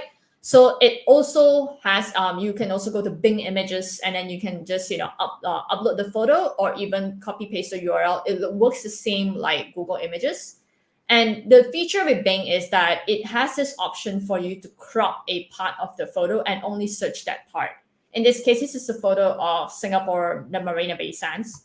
So I only crop out this, I only highlight this part of the Marina Bay, and then I only search this, and it will automatically tell me the results of it. So that's one. Another one is Yandex. It's a Russian search engine. So what Yandex also has the same thing. You have to see little like Yandex images. You see this little camera icon. You click on it, and you also get this. Either you select the file, which is you upload, or you enter the image URL. Now, why we recommend different search engines beside Google? Well, I know all of you may say, "Oh, Google is amazing," but Google is not the only search engine out there. And when it comes to indexing images, there are also places like Bing, Yandex, and even things like Revi or 10i. And Bing and Yandex is actually pretty good as well. And Yandex in particular, we like to recommend because Yandex is very, very good with architecture and even faces. So, which I don't know if you think that it's a great or not great thing, but I think it's helpful in our work if you're trying to verify a piece of information. So in this case, I'll tell you how Yandex is particularly better than Google, right? This is a photo of what looks like an altercation / protest, but there are no way for us, we can't zoom in close enough to look at different words. It looks pretty blurry. So how am I supposed to determine the location of where this occurred? So then what I'm going to do is I can run this off. So I can look at clues, and the best clue that I can have is probably this logo, right? I might be able to guess this could happen either in Southeast Asia based on the skin tone, or it could happen in South America. So I just look up this, I just crop this logo out. I crop it and I search it on Google, and Google doesn't tell me what it is. It tells me that this is an emblem. So it's just not very helpful. But when I look it up on Yandex, it actually gives me a result. So I can see that the second result and the fifth result, it shows me the exact same logo. So I click on it and I'm able to find out the organization. from the organization, I'm able to find out that this happened in South America, not Southeast Asia. So that's one way that you can use Yandex. And Yandex also, just like Bing, has this crop function where you can upload the whole image and then you can just crop the particular area. The other tool is called TinEye. Now, TinEye actually takes off whatever that you the other search engines like Google, Bing, and Yandex. What it is useful for is that you can sort it. You can sort it by size. You can sort it by the oldest. So we all know that usually when people recycle photos or they edit photos, the resulting photo would have a lower resolution than before. The original image will always have a larger size. So that's one way to sort by size. Another way is that you could sort by oldest to find when did this photo first circulate on the internet. Another one is this RefEye plugin. So you could use RefEye plugin. What it does is that it pulls off from different search engines, and then you could just click all search engines and then it will look through all the different search engines out there. Now, then that we're done with image search, now we'll look at video search. Now, the videos, it's a bit trickier because there is no way for you to reverse video search an entire video, and it's not possible. The only solution that we know of right now is by Invit. And Invit, what it does is that if you go to Invit, you download Invit, and you have it as a Chrome extension. You click on Tools, you select keyframes. You can upload the video file, or you can copy paste the video URL. Again, I must remind you that this video URL must be a public video. You can't do it with a private video. So if it's a private video and so happen you manage to get access of it from someone's private Facebook group, then you can download it and then upload it onto Invit to then submit. Click submit. What it does is that Invit, they do a screen capture of your video, and then you need to reverse image search the video itself. So basically what it does is that it would select all the different keyframes from the video. So if the video is 20 minutes long, it will have multiple snapshots throughout the 20 minutes, and then you reverse image search those images, keyframes that Invit has snapshot for you. So very easy. I say select keyframe, and then you would then copy paste the URL. In this case, I took a public video on YouTube, copy paste it, and hit submit. You need to give it time to load, especially if it's a very long video, like if it's more than an hour long, it will need time. So once it's done, it will show you multiple images, right? And then you would just need to select which image you want to reverse image search, and then just right click on it and hit reverse image search. So that's the only way you can do a reverse video search if you have a video content that you want to check. So now we'll move on to geolocation. Now, geolocation is basically if you have a visual and you're able to pick up clues, maybe from a video or from an image, you're able to pick up clues you think you might be able to know where it happened. So then you pick up the clues and you try to locate the exact location of where it happened, and then you do your reporting to determine, did this incident really happen at this precise location? So geolocation, the easy trick is you may just reverse image search. Say you have a protest photo, you can reverse image search the protest photo, and it might be able to tell you exactly where it is. In this case, I use this image. Immediately, it tells me it's a protest from Myanmar, right? But I realized that Google is great. It can tell me that it's a protest in Myanmar, but it didn't tell me exactly where in Myanmar. So I tried the same image on Yandex, and I realized that Yandex is even more powerful because it told me the exact location in Myanmar, which is at Sule Pagoda in Yangon, because it can identify this monument, this Buddhist temple, so then it can actually tell me exactly where in Myanmar. So that's like one way for you to use reverse image search to geolocate a place. But what if your photo have no identifiable buildings, monuments, statues or bridges, or architecturally, it's not that distinctive, right? there are no clues. So you just have like say an on the ground photo like this. How am I supposed to know where exactly this is, right?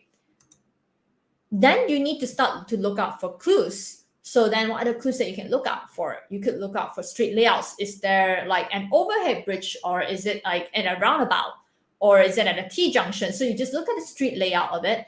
You can look at, even license plates on the car or on a motorbike, or you can look at street sign and shop fronts. That's actually very, very helpful. Sometimes the shop front will tell you their phone number, the store phone number, which you can then Google up to find out where exactly that store is. And you can even look at whether there are any statues or monuments in the background that you can match, with a place, or even like, unique architectural details. Maybe the background, if it's a city layout, right? Maybe there is a building in the background that has a very interesting architecture, right? That you can use to spot out the location of the place. So you can reverse image search photos and parts of the videos, like I mentioned, using InBit, or even, you could, if it's on YouTube, the video, or on Facebook, you could play, pause. And then once you pause at the exact moment, you take a screenshot of it, and then you go and like reverse image search it. So if it's a video, you need to watch out very, very closely and listen carefully, right? Sometimes there can be things that you might miss. So, and sometimes I know it's so painful to fact check a video. A lot of fact checkers complain about it because, especially if it's an hour or 2 hour long video, having to watch frame by frame can be very painful. But this is the kind of work that fact checkers have to do. So one of the tips that is very helpful given by fact checkers is that by using the pause to the space bar to pause the video, and then to move forward and backward by using the comma and the full stop on your keyboard. So by just clicking comma and full stop, you can go forward 1 frame or reverse by 1 frame. So that's very helpful for you to catch this very minute details, especially if the video is moving very fast. You could just maybe pass through a street sign or a shop front, that you think that might be crucial for you to identify a place. Then just doing the exact pause at the exact frame by using the pause and also comma and full stop would be very helpful. Of course, then you must also learn to pick out, if it's a video and there's audio in the background, you should listen carefully. Maybe in the event of an incident happening, you can listen to their dialects. You'll be able to identify which part of the area they're coming from, even the accent of it, or even if they maybe while they're talking in the background, you might be able to pick out, people mentioning places, right? So another tip that you can use to tool that you can use to geolocate a place is actually by using Street View. Street View is very, very powerful because it lets you look at what's on the ground, and you basically go to Google Maps and then you just see Google Maps on a normal layout. But once you click on the little yellow man on the bottom right, it will show you all the blue lines and blue circles where there have been a Street View capture in the past. So if you see that there are blue lines or blue dots, meaning there has been a capture, and so you can just then click on any location to look at the view on the ground. So that's a good way for you to just get a sense of what it looks like in the actual place if you cannot be there physically. So say, for example, you're in Mindanao, right? You can't go to Manila and see, whether this situation whether this situation they claim that you see on the video happened at that exact time in Manila, right? So maybe what you can do is you can look at the street view. It doesn't give you a live view. It's just a screen capture of from someone who works for Google, either driving a Google car or on a motorbike with a camera, or or they're walking with the Google camera. So, but it shows you the layout of the place. And you will know if a video or an image is cycled if, say, for example, the street layout has changed or the shop front has changed. That gives you a good idea that, probably this is not new, it could be old, right? So why do I say that? Because when you go down to the street view, sometimes at certain locations, I'm not saying all locations, some locations you can actually see this little clock sign. When you see this little clock sign, you click on it, it'll tell you when are the previous images being caught. So the last image that was caught was back in 2019. but it goes back all the way to 2017. So you can click on the different images to see the street view, to see what are the old historical imagery that you can find. Now, I'm just going to do a quick demo here. So I'm just going to look for maybe Ayala Triangle Gardens. And then, like I mentioned, click on the little yellow man, and you see all the blue lines. And then, so I'm just going to just randomly click on it just to show you. This is one street view. And you can see that this has a clock sign, meaning there's a historical view. I click on it and I can see there are 3 images captured so far on the street. The earliest one is 2017, and then followed by one in March 2018, and then another one in November 2019. But yes, so it allows you to see if there's any changes on the street. So maybe like some storefronts might have changed. Some storefronts, this is a Jollibee here. The Jollibee is still there, but you can see that the Jollibee has already changed its signboard. It's now gray and white and red, as opposed to the old one, which was entirely in red and white. So this is an example for you to just check out. But besides Google, you can also look at Street View on Bing, or if you suspect the image or the video that you have is in China, you can look at Baidu. And then if you want to look at Yandex for more European images, you can look up on Yandex. Mapillary is available also in the Philippines. So Mapillary is user submission. So it's basically you, me, anyone who decided that we like to take street view photos, and then we will submit it online onto Mapillary. So if you don't find a result, like if you think that 2019 is too old, you might want to check out Mapillary to see if they have much more recent images of the street view in the exact location that you're looking for. So here's an example of a video that happened in the early days of the pandemic in Malaysia. So this was a video of a robbery. So it was caught on CCTV. You can see the date here, the CCTV 2020, March 28. So then this video, obviously people tend to circulate it faster than the news can report it. So it went viral on Facebook and WhatsApp, right? People were saying that, oh, this happened in a neighborhood near you. And, they were like saying, be careful when you go to a pharmacy, this could happen to you. So just to let you get an idea, right? There was no media report at first because it circulated widely on social media. And the media only reported a day later. So what we're going to do is that if you see this on social media first, how can you fact check it? I'm just going to quickly open up this video. I hope it's still there. Okay, I'm just going to play the video. I'm going to let you see. It's a CCTV video. So people are waiting, because of social distancing. So not everyone can enter the pharmacy at the same time. So they're waiting for their turn. I'm just going to fast forward a little.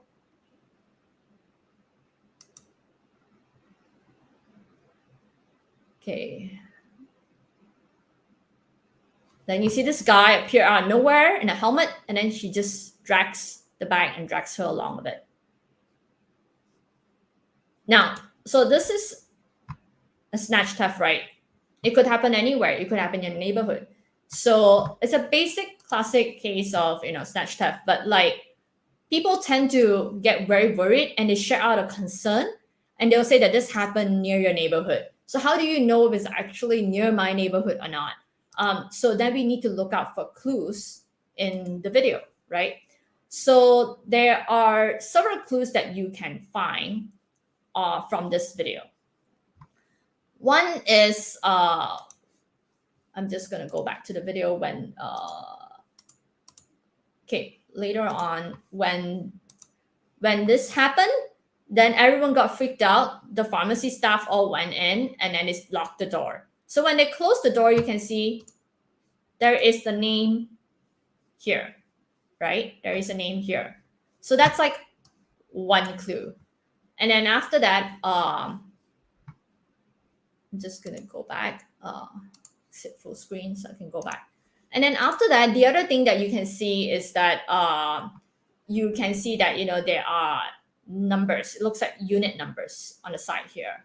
And then there is a very rusty grill with some red paint on the side. And then you watch out for this grill shape, which looks rusty and it's all square shape. So then we're going to use Street View to see how we can identify this place. So we got the name of the pharmacy when the door was closed. That was our first clue. So we're going to Google that up. And when we Google that up for this Kim Chuan pharmacy, we find that there is a result and it's located in this in Malaysia in a state called Selangor. So then we're able to see it here. Now then I'm just going to click on the little yellow man. And then once I click on it, I see that there are Street View available. And so I go onto the Street View. And I can see that there is also historical imagery. The latest is 2021 January, but I can also see older pictures. So I can see that, okay, this, I know that this, according to the CCTV footage, it happened in 2020 last year. So March 2020 last year. So I'm just gonna like go and have a look at this pharmacy door. Does it look the same? Do I see the iron grill? Do I see that square? So I'm just gonna like try to go back and see if there's any difference in historical view. And then I try to match it and I'm able to see that, you know, like basically what this is the clues that I got from the video, right? Even up to the towel. And this is like the water meter. And this is the towel, shape of the color and color of the towels. And I can see that it matches to what I see on the Street View because I can see the grill is the same. And the rusty grill here is the same as well. The door front appears the same. And then I could even see down to the panels, the tiles on the floor. So that's how I was able to verify the place. Now, but if you don't have Street View for a place, people nowadays like to share things online. So what you can see is that besides Street View, you can also use photos that have been uploaded onto an indoor area. So say, for example, you were to look at a store or a mall. If you're trying to see, you know, to verify and confirm things, you don't see a Street View inside a mall. So what you can do is that you can check for reviews for indoor photos. You can see on Google, there was also this option of like, you know, more photos. And then you can see all of it. And you can look at each different photo to see whether it matches the place that you have in your video or visual. So this is another example. This video was circulated in 3 countries, in Singapore, Malaysia, and Indonesia, back in March 2020 when the pandemic first broke out. So then, you know, the caption on WhatsApp was always the same. It will always tell us that this happened in a mall near you, so be careful. Like, you know, don't simply go out to a mall or you might catch COVID. So I'm just going to play the video just for you to see what happened. So it's a video that's captured by someone, you know, of a lady who appeared to have fainted outside a restaurant in what looks like a mall. So then we're trying to look at, okay, what are the clues that we can get out of this video to verify the location of this incident. So my friend got this and we live in Malaysia. So it was telling us that basically it was happening in a mall in Malaysia. So we wanted to check. And then my friend also found out that this circulated everywhere. It was in Singapore, Malaysia, and Indonesia. So we wanted to be sure. So when we obviously, because the video, when it was first circulating on private messaging apps, it's fairly new, right? So reverse image search wouldn't have worked because it's a new video. Then, you know, what we want to do is that we want to geolocate the video by looking at frame by frame. So we pause, play, pause until we find that, okay, we could use the bunting as an indicator.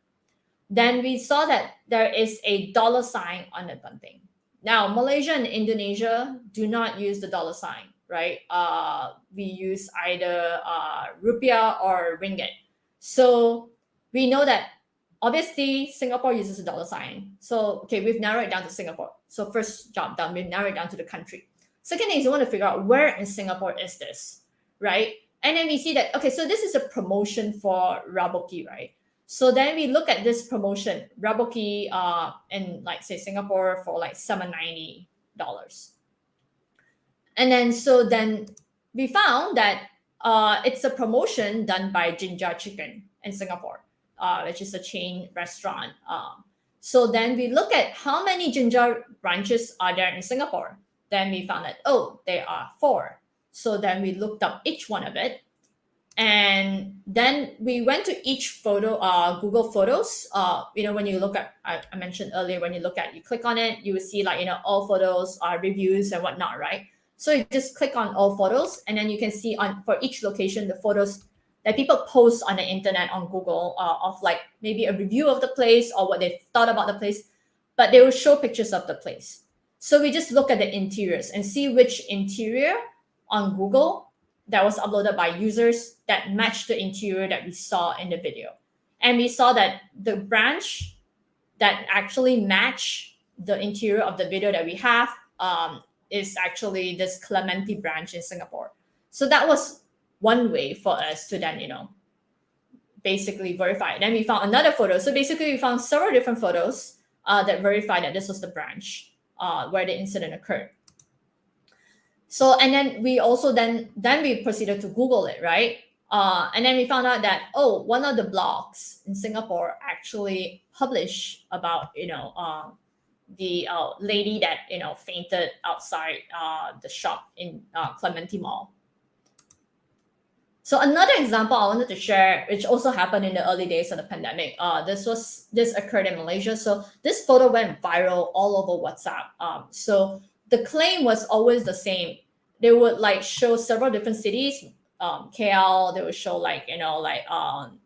the US, somewhere in Europe, and different Tokyo, or so they'll compare all the different photos and they'll put their. It's all taken on the same day.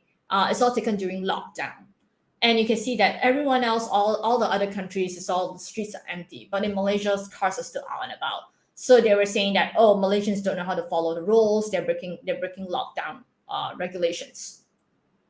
Now, to fact check this photo, what we need to do is that, okay, the photo is not of the best quality. We can't, zoom in on say the signage here, like the advertisement, or even look at other details, maybe like street signs. So what we can do though is that we need to identify what can we then use as a clue. In this case, we can actually use the building facade, right?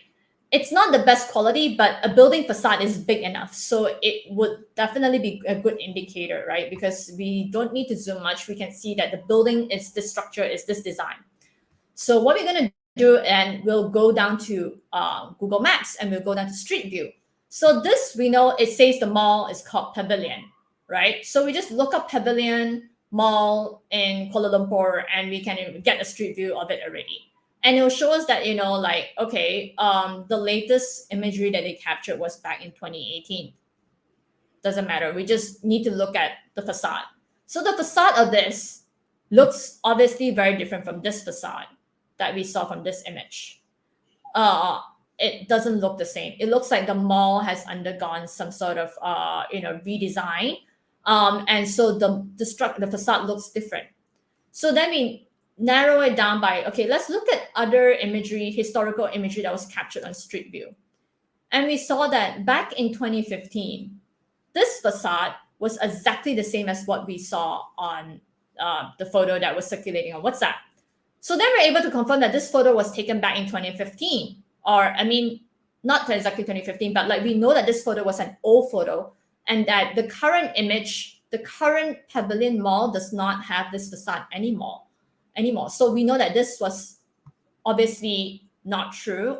So we are aware of that. So that's how we're able to debunk it. Another one is, if you don't have Street View, you're living in a remote area that does not have Street View at all, what can you do? You can actually rely on satellite imagery. And I'm going to just show you this example of this video of what it claims to be a airstrike in Arban, which is a city close to Damascus in Syria. So this video is a few years ago, but you can actually just try to look out what are the clues you can use to identify the location of this place.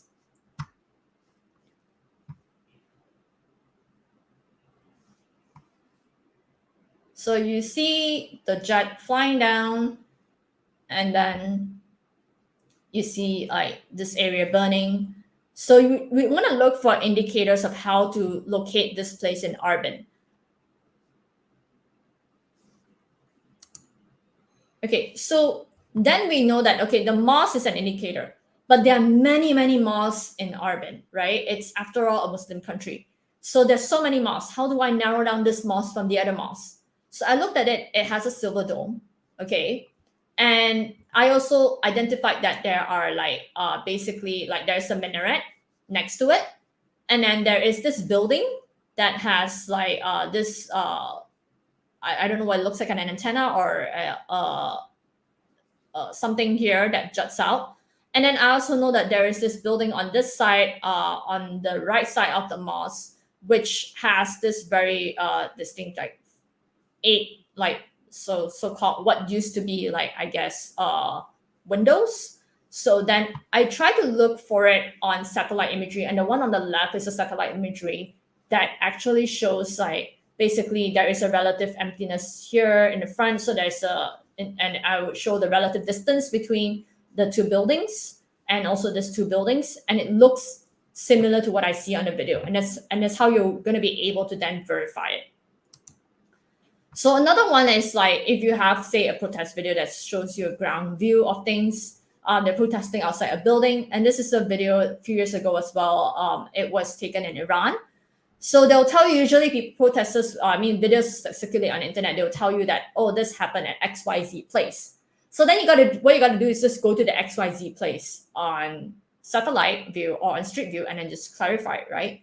So then we look at the Google Maps, because there is no street view in Iran. We had to look at satellite view. So we go to Google Maps, we select the satellite option, and then we look at the building itself, where this protest is said to have happened. So we see that the view is exactly directly up top, so it doesn't give a very clear shape of the building. But then we can also look at Bing.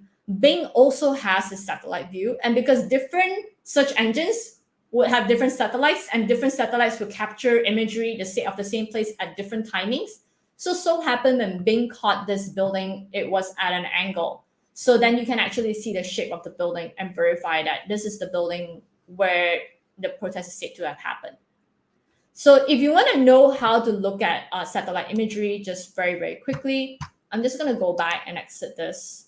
So this was, okay. So this is the map view that you usually see, right? And you see on the bottom left, you can see, click on satellite, and you can actually see then, buildings that are located here, but it looks very flat and 2D. Maybe I want to look and identify the building at an angle. So then I go to more. If you have this unchecked, then you got to check this. If you think the labels are very disturbing, you can uncheck this.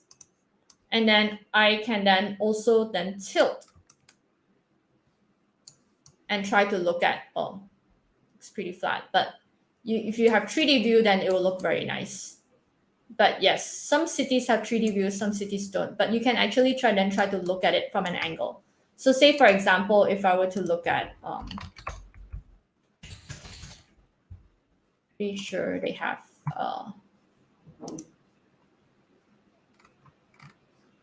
so say, for example, I were to look at this, I can actually do this. I just do click on Shift, and then I click on my mouse and I rotate it, and I can see a 3D view. So this is available in some cities. It's taking time to update with a lot of cities around the world. But this is one way for you to see, like in relative distance or relative height from building to building. Okay, I'm running out of time. So last thing I want to cover is Earth Project. So Earth Project is basically Google Earth Web. It's a satellite imagery website by Google, and it can actually help you tell your stories better by having you create your own project, so you can show from place A to place B to place C to place D. So it shows you a route, but in a very nice visual way. So I'm just gonna play this video for you to, hang on, I need to like do audio share, so I need to do this again, sorry. Tap. Yep. So basically I'll just play this video so you guys can actually have a look and see how Earth Project works. In this video, we're going to talk about how to create your first story or map in Google Earth. We'll show you how to save places, photos, and information all in one project, so you can create a map to preserve your memories or tell a story about a journey. See where your imagination takes you. To start creating, click on Projects. Click New Project. Click the pencil icon to give your project a title and description. You'll notice that your edits are automatically saved as you work. You can start by searching for a place you'd like to add. When you've found a place you like, click the Add to Project button. Save that place to your project. You'll see the place appear in the list of features in your project. Let's add one more place. In addition to searching for places by name, you can drop a place mark directly on the globe with the Creation toolbar. Select the Add Place Mark button and click on the globe to add the place mark. Give your place a name, and this time, let's click Edit to add more information. Here in the Property Editor, you can add rich information to your places, such as videos and images, text, styled place marks, and more. You can even add an amazing 3D view to your place by tilting the map and clicking Capture this view. You can continue adding places to your project, including lines, shapes, and street view.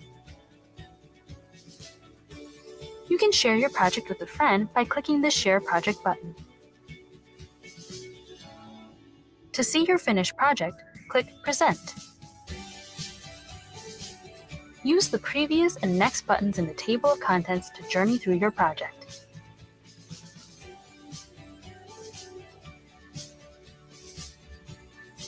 Congratulations! Now you're ready to create your first project in Google Earth.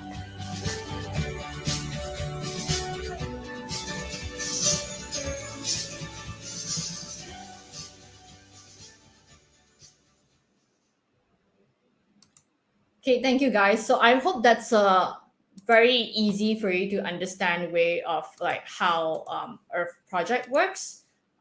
So if you're wondering how do I find it, basically if you were to go into your Google Earth, sorry, I think you need to pull up my slide. Host Bong, can you pull up my slide, please? Yes, thank you. Okay, so if you were to go on Google Earth Web, it's just basically the URL is earth.google.com/web. You will see that once it loads, this is your view. But what you can actually do is you can create a project, right? And you can see this little tab, the little like options on the side. And then so I could then go to like projects, which is this icon. So I click on a project, I can hit on select a new project. Obviously, I'll create a project. It auto saves to your Gmail account, so it'll link to your Google Drive. You can name your project. So say, for example, candidate. Okay. And then I can add a description to it. And then I can then just hit on what feature I want. So maybe I want to search a place. So maybe I would want to go to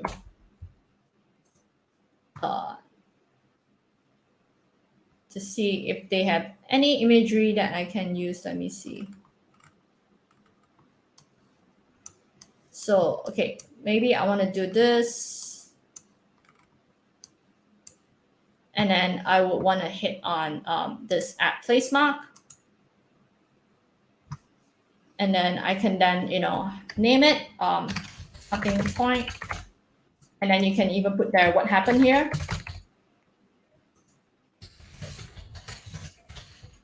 And then you can even adjust your marker color. You want to change it to a different color. And then you can even add your own photo. So if you have your own photo, you can actually upload it. Yeah, so that would help a lot. So, or if you're sourcing the picture from somewhere that you found on the internet, then you need to like upload it, and then you need to attribute it to say that, you know, photo credit to say XYZ, and then after that, maybe if you want, you can even put there the website, and you can just put the credit to them, to their website, that sort of thing. And then you can just add in, once you're happy with it, and then you just add it in, and then after that, you're done. Yeah, it auto saves there, starting point, and then you can keep on adding new things that you want. So that's basically an overview, a very short overview of how Google Earth project works. You can use it as a tool to do your presentations.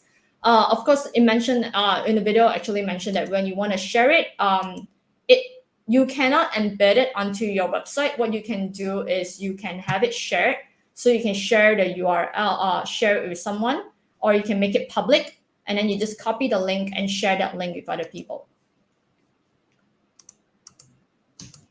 So I hope that was helpful for you. So basically the idea is that what we've all learned today in a very, very short span of 2 hours is that you know that when you receive a claim, before you hit share so easily or forward so easily, perhaps it would be best to check if it has already been fact-checked by some other people. You can Google it on, or you can also look it up on, like, you know, fact checkers website, like that are accredited by IFCN, like AFP, Verifiles, Rappler. You can look at the full list of ICN certified fact-checking organizations, and you can see which ones are in the Philippines, and you know, you can actually look them up.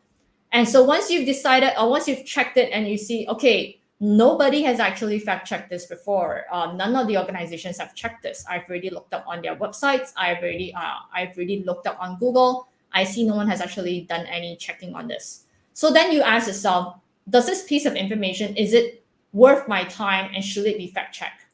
So you should remember that not all claims can be fact-checked.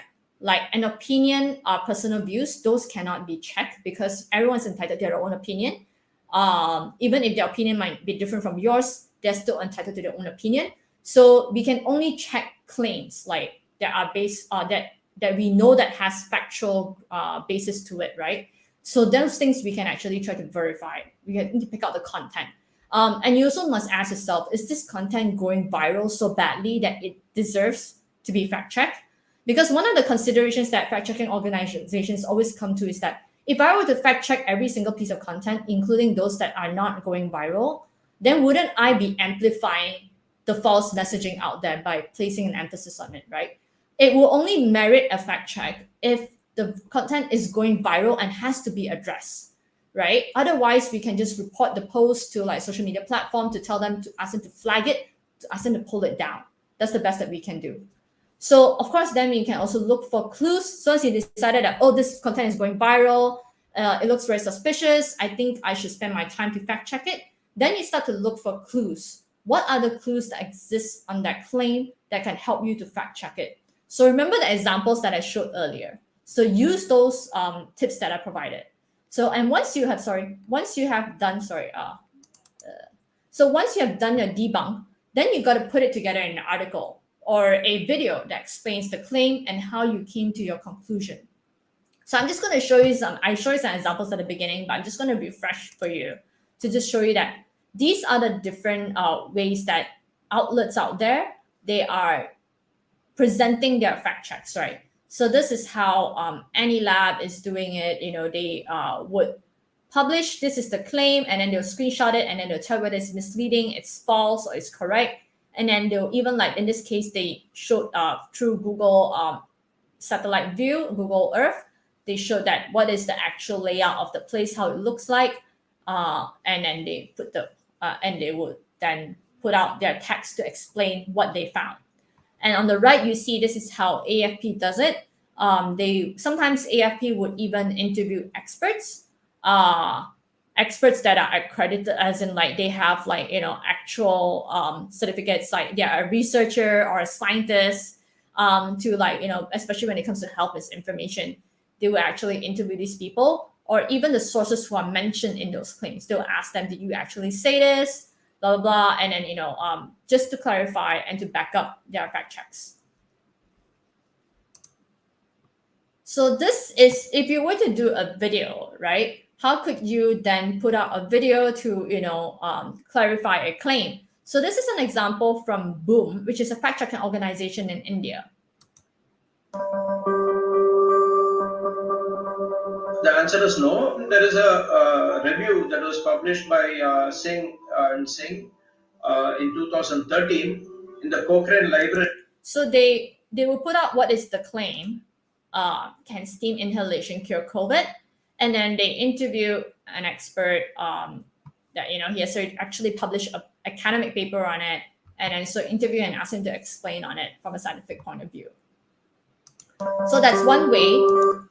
So now it's your time to do your task, which is you're supposed to choose one of the two tasks that's given. I will show you the two tasks after this.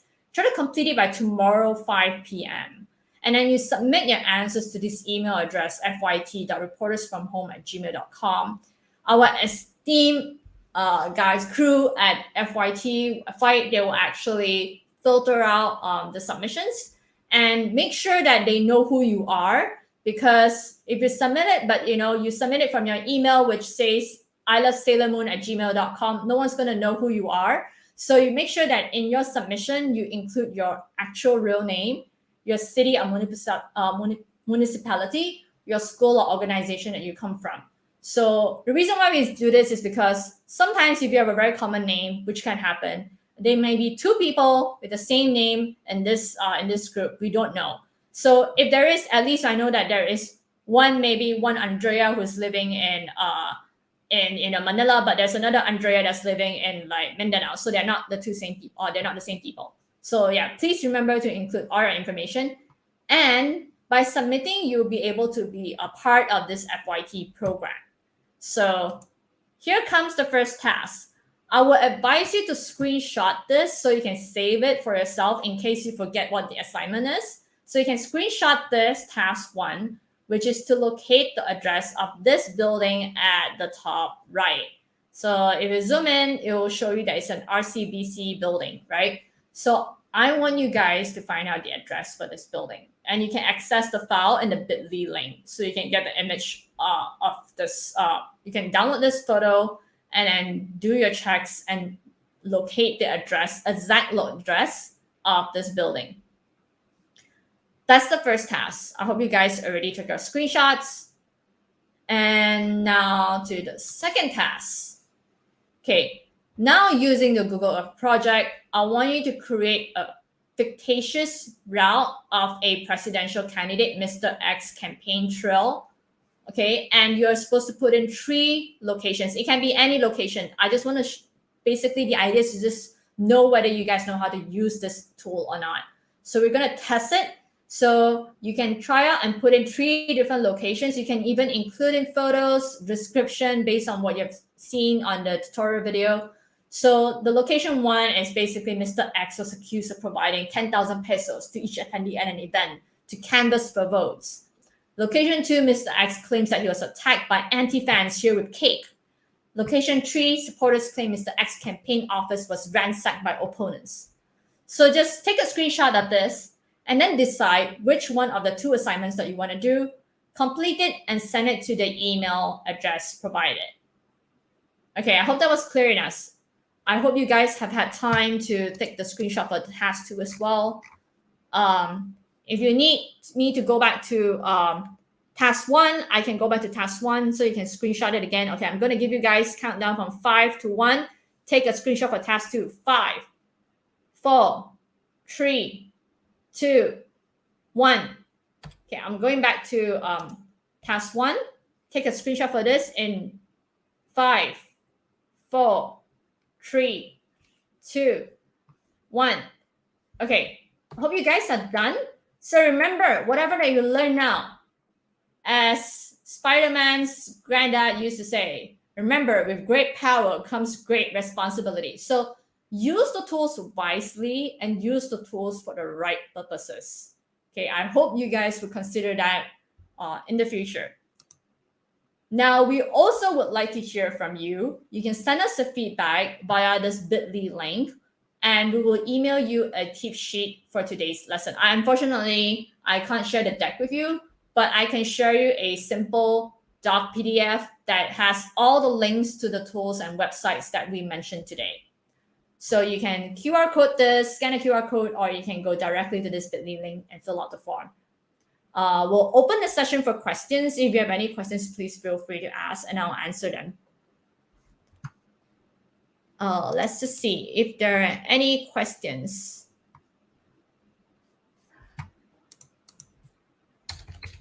Any questions so far?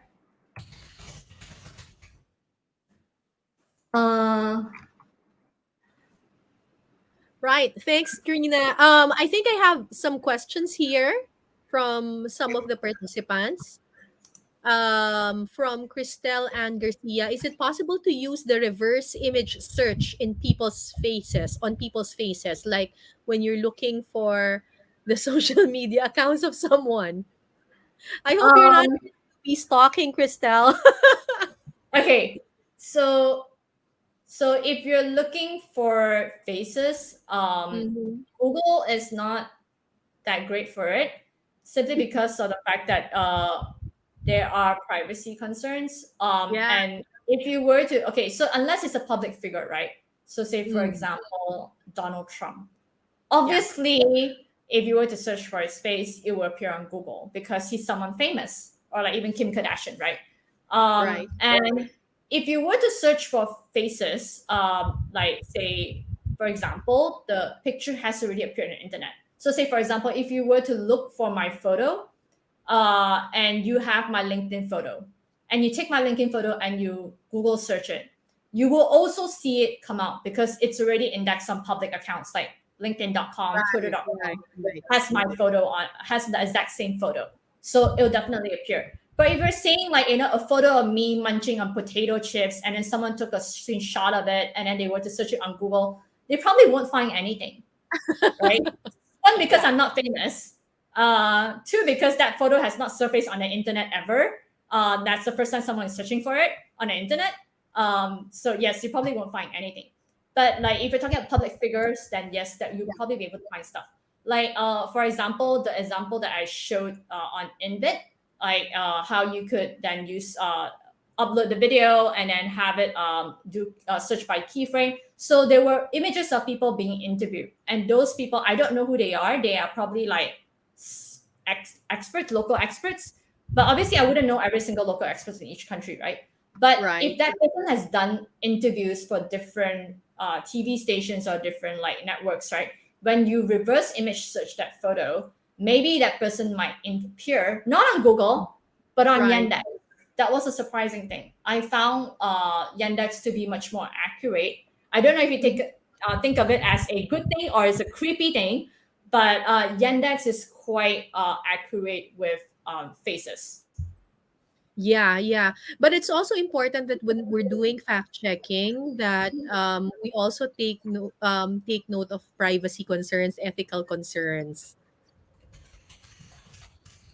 Yes. So like because of that, if you see on Street View, everything is blurred out on Street. Like when it comes to but you can't control when the guy who drives the Google car with the camera, he'll definitely capture cars passing by, people walking past. So, but when it gets uploaded onto Street View, the images of the people's faces are blurred out, and then the car plates are also blurred out. All right. Okay. We have another question here from Reinhardt Bison Magdaong. Would Google Lens for phones be recommended on basic reverse image search, especially on the field, if ever? He says he's used it still and it works quite all right with screenshots, but I would also continue. Yes, you can use the Google Lens app to do basic reverse image search. But like I mentioned, sometimes Google doesn't have the answer for everything, which is why we always recommend to use like a laptop so you can then search on multiple search engines. Like you can search on Bing, you can search on Yandex, you can search on RefEye and like TinEye. Okay. Another question from Mam Tessa. How would you manage the stress of tight deadlines since aside from fact checking, you still need to write an article. You need to fact check first, Ma'am Tessa, because why would you write a script if it's not true? Okay, so I will share because I've never actually. So I was a journalist, but I wasn't a fact checker. So I'll just share what I learned from fact checkers. So the what I've spoken to Boom and also this Taiwan Fact Check Center. The two of them are very are ICN certified. So what they actually do every day is that they would that in the morning they will identify what are the claims that that they are seeing viraling right now, and then they'll discuss all of these claims that we have maybe like 20 to 50 claims that we see that that are popping on our social media feed. What are the claims that we should prioritize to fact check today? So then they will work on and they will divide the work among the team, and then after that they would then work on like looking up information to verify the content before publishing it. So like on a daily basis, if you go up to Taiwan Fact Check Center or even Boom India website, they have several fact checks published a day. And usually in news organizations, we're talking about news organizations. Usually there's a specific group of people or department that handles all the verification and the fact checking. Yes. So the job is really like it's a full-time job. Right? Yeah, it's a full-time job. Yeah, We so have like, another. Yeah, sorry, go. just to add on. So as journalists or even as everyday people, what we can do, it's not our full-time job, but as journalists, then I would think that you're the first layer of filtration, right, before your editor. Correct. So Correct. before you actually highlight something to your editor or look to publish something, you should do the simple basic fact checks first. You don't have to be like a professional fact checker, but learning these basic tools will allow you to do the basic fact checking. Same goes like all of you who are here today. Before sharing a piece of information, you can do a simple basic fact check yourself. Right. I remember there was one time there was a photo of a volcanic eruption that was they said that it went viral, and they claimed that it was in Taal volcano in the Philippines. There was like volcanic smoke. So people were alarmed, only to find out later that the volcano in the picture was not even in the Philippines but in South America. So you see the harm that it can cause people if you don't do the basic fact checking, the basic reverse image search. So be careful with what you share or what you put online. So anyway, Trina will join us later for a brief Q&A session. If you have questions, please put it on the comment section, and we will have Trina again with us for a brief Q&A session. Thanks, Trina. Thank you. Thank you. Alright, paalala po muna bago tayo magpatuloy sa ating programa. Live tayo ngayon sa YouTube channel ng FYT. Please subscribe to its channel and hit the notification bell. At napapanood din po tayo sa Facebook pages ng FYT.ph, Life.ph at Barangay Hub. Huwag din natin kalimutan para makuha ang inyong Certificate of Participation, i-fill out niyo po yung feedback form na ipapakita namin at the end of the event. At yung mga assigned exercise ni Miss Trina kanina, your assignment, please do that. Kasi, ito ang basihan kung mapipili kayo doon sa ating special training para sa mga fight reporters. So, ipapasa niyo po yung assigned exercise ninyo sa fight.reportersfromhome@gmail.com. In the meantime, joining us now is another journalist. Makakasama natin ngayon ng editor ng Digicast Negros, si Marshall Espina. Hi, Marshall. Hi, good afternoon everyone. Good afternoon, Cara. Oh, kumusta? Doon sa mga nabanggit na fact-checking tools ni Trina kanina, ano yung sa palagay mo pinakamagagamit at pinakakailangan ninyo as a news team dyan sa Western Visayas? I'm actually geeking out when she was discussing all of the tools because most of it I am using, except for the last the map. The Google project. I'm not familiar with it. I haven't. Although if I have time, I will try it. But everything. I have the plugin actually, the RevI and the InVid. Basically, just to just to verify, because again, as a role as a community journalist, we report stories that are happening in our backyard. So whatever is going on, we are personally affected by it. So I am I'm a tech lover. So before joining in journalism, I came from an IT company. So I use Google tools for more than a decade already. So I'm actually geeking out because I'm enjoying the discussion of Trina was very very understandable for those who, for those who first time to hear it. Personally, I'm using, of course, the Google's image search, the InVid. Of course, the Street View, she mentioned earlier, it's a very powerful tool. Of course, not only to verify the place, it's also a good tool when you are about to go to that place, to scar or to familiarize yourself, right? Oo, Because of hindi course, lang as naman journalists, we have to have a visual context, right? So it's Actually, naisip ko, Marshall, hindi nga lang ito pang fact-checking lang eh. Alam mo yung yes. Street View? Pwede mo yan Yeah. gamitin pag mag-travel ka, ha? Yes, May not hahanapin ka, yeah. ha? If you travel, and of course, if you are, especially if you are in an assignment, since it's a foreign area. So basically, here, even if it's just an out of town coverage, of course, you have to familiarize myself in even just the map, even without the satellite view or the street view. You have to familiarize yourself, because I mean, this is a countryside, right? And there's a lot of threats. Talking about rebels, right?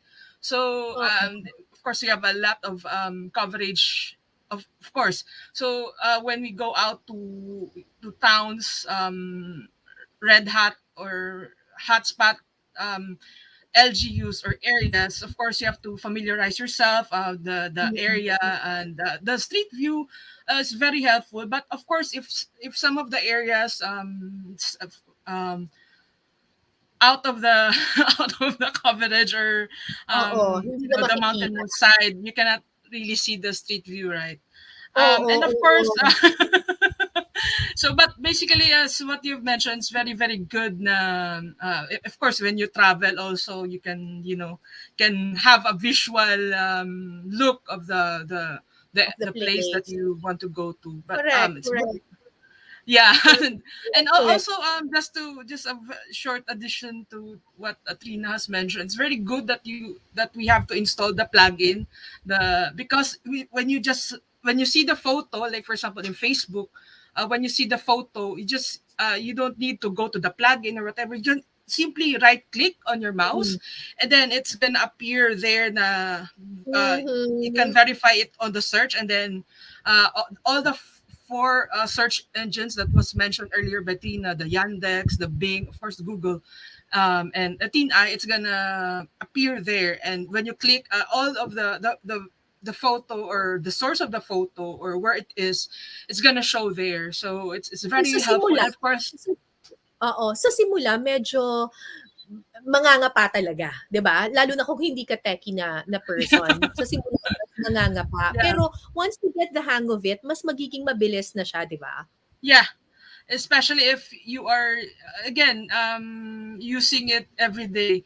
I think most of the ECS tools that were presented actually is the Google image search, because we all fall for photos and even videos. Yes, And right now, yes. the internet is very very, I mean, I don't know if the word powerful would justify it, but we can people can do deep fakes and all, and I'm sure you are familiar with the deep fake in TikTok, wherein it shows Tom Cruise, and everybody thought that it was Tom Cruise, but it's just a deep fake. So everybody can fall for it. So I think it's the role of the media journalists to that separates us from being propagandists, because we verify the materials we get, the photos, the videos, of course. So yeah, it's once we publish those unverified content, it makes the information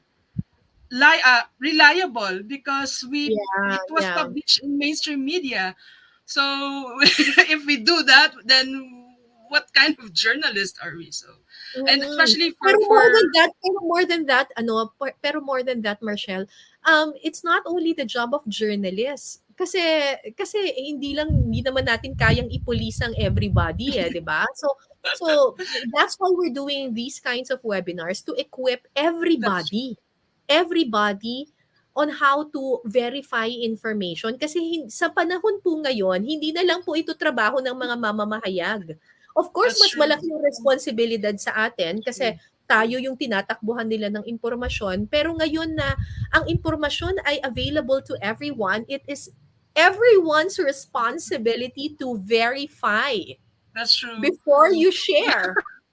That's true. I mean, when we compare like journalism 10 years ago and now, especially for the young ones, I mean, we got very lucky because we have all these tools, we have all this technology, and when you hear stories from like 20 years ago, the titas of the titas and the titos in journalism, it's hard for them to like even how to submit their stories. They do it in a typewriter. It's very hard, and even to verify information, I assume it's hard. So right now Yeah. you just click. But what's fun is that sometimes people get lazy. And Yeah. it's very good that we have forums such as this because, as what you have mentioned, students, campus journalists, anybody can, or citizens, anybody can just do the fact checking. So it's and I also love the reminder earlier by Trina, emphasizing that it starts from us. Basically, I have a senior mom who's into Facebook, so I always remind her, don't share. If you need to ask me or something, well, we all know seniors love to read stories about anything about medicine, health and medicine, right? The tips on how to blah blah blah blah blah blah. So, my mom loves to read articles like that, and I was always remind her not to share it because you might get the wrong link or Right. unreliable source of information. So it starts Right, from right. home. I agree with it. Right. Guys, now is not the time to be lazy because yung mga nagpapakalat ng misinformation, yung mga nagpapakalat ng maling impormasyon, itong mga tao na nagpapakalat ng disinformation, masipag sila. Masipag sila. So, now is not the time to be lazy, especially now that we have the tools to help us verify information. So, let's bring back Miss Trina Leong of Google to the discussion. If you have questions for Trina, please just type it in the comment section. Marshall, you might want to ask a question to Trina. Thank you. I love the presentation actually, and I'm really hopefully I could find time to try the Google project. I'm really particularly interested with it, and actually you explained everything. Just love that we have this forum to educate not only us journalists but of course the students, and thank you Fight for having this forum. Thank you. Right, right. Marshall is a journalist from the Visayas. Bacolod. From Bacolod, and she's actually geeking out. She says of all the tools that you were discussing. Trina, what are the most common tools that are usually used by journalists? What is the most popular for fact checking? I think the most common one is the reverse image search. So, and that's also the most basic one, right? The other one would probably be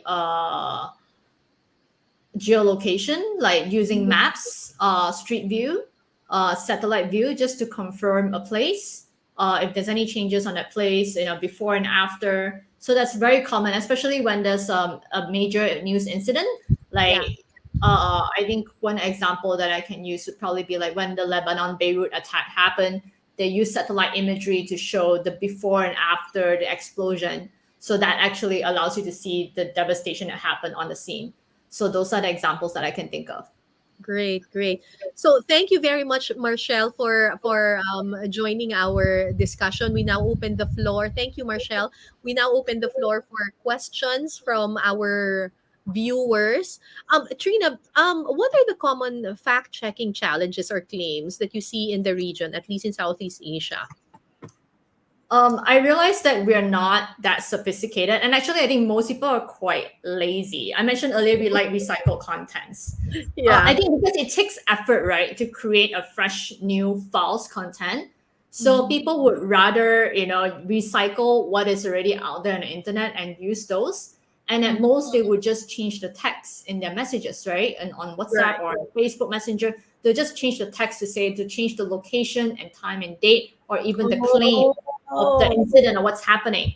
So that's easy to do. Changing text is easy. Just manipulating photos and videos takes a bit more effort. So people tend to like just use whatever that's out there and then just change the text message. That's one. Another one is, or if they take the effort to manipulate a video or an image, it'll be like, very basic photoshopping. It's not super advanced. They're not like, like very Photoshop savvy. It's very, very basic, photoshopping. So you can easily detect that you have Photoshop a person face in or a person, into a photo. Or even like, that's what's another one's very common is cutting videos. It's very hard to edit and manipulate a video, but it's very easy to cut and crop a video. So that's so that is a problem, because then you don't have the full context of what's happening in the video itself, right? If the video is actually so when I mentioned earlier about in the beginning about the mob lynching in India, what happens is that often with the text messages on WhatsApp, what accompanies it is a very short video clip of a so-called kidnapping incident. You will see two men on a motorbike pass in a village, and they're driving past, and they just snatch the kid off the streets, pull the kid up, and then they drive off, right? So that's a few second clip, but that video is an actual video that was taken off a PSA that was not even done in India. It was actually a video that was shot in the neighboring country. I can't remember whether it was Pakistan or Bangladesh, but it was one of the neighboring countries. So skin tone looks similar, so they thought it's probably in India. But actually, that video was a PSA video to warn parents to take care of their kids, to not leave their kids out there and playing on the streets. They just cut it. Yes, so the beginning of the video, they'll actually mention this is a PSA. At the end of the video, they'll come out with, beware, be careful. And then they'll put the organization name that's sponsoring the video, right? But they cut all of this out, and they only show that few second clip of, the so-called reenactment of a kidnapping, which is not even real, because it was part of a PSA video. So that's an example, right? Like that's very common. People would just cut out videos and make it very misleading, and then they'll put their own claim in text about it. So that's very, very common. Another one that I can think of is slowing down a video to make a person sound incoherent.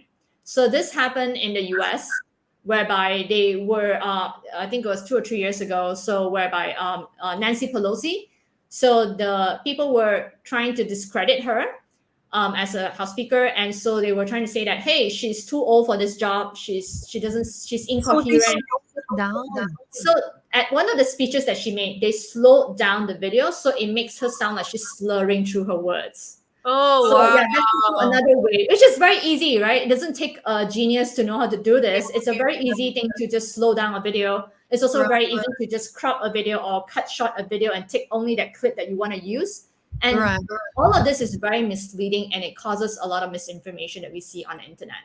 Here in the Philippines, I think what's most common is changing the text, like, because Filipinos, we can pass off as we look like the other Southeast Asian people from Southeast Asia or people from Latin America. So we see a lot of photos recycled from other countries in Southeast Asia or Latin America, and then we post it as if it happened in the Philippines. I remember there was this supporter of a presidential candidate who posted like a caravan, a campaign caravan, only to find out that it was in Thailand. But they just put another caption for it. But it's easy to spot these things if you do reverse image search. So yes, if it's a visual image, then you can easily just check, because if it has been shared before on the internet, Correct. there'll be some form of search engine, be it Google, Bing, or Yandex. Someone would Right. have indexed it already in the past. Mm-hmm. Now that we are in a pandemic, did you, in your observation, were there more incidents of disinformation during the time of the pandemic, and what are the common, vaccine-related claims or challenges that you have encountered?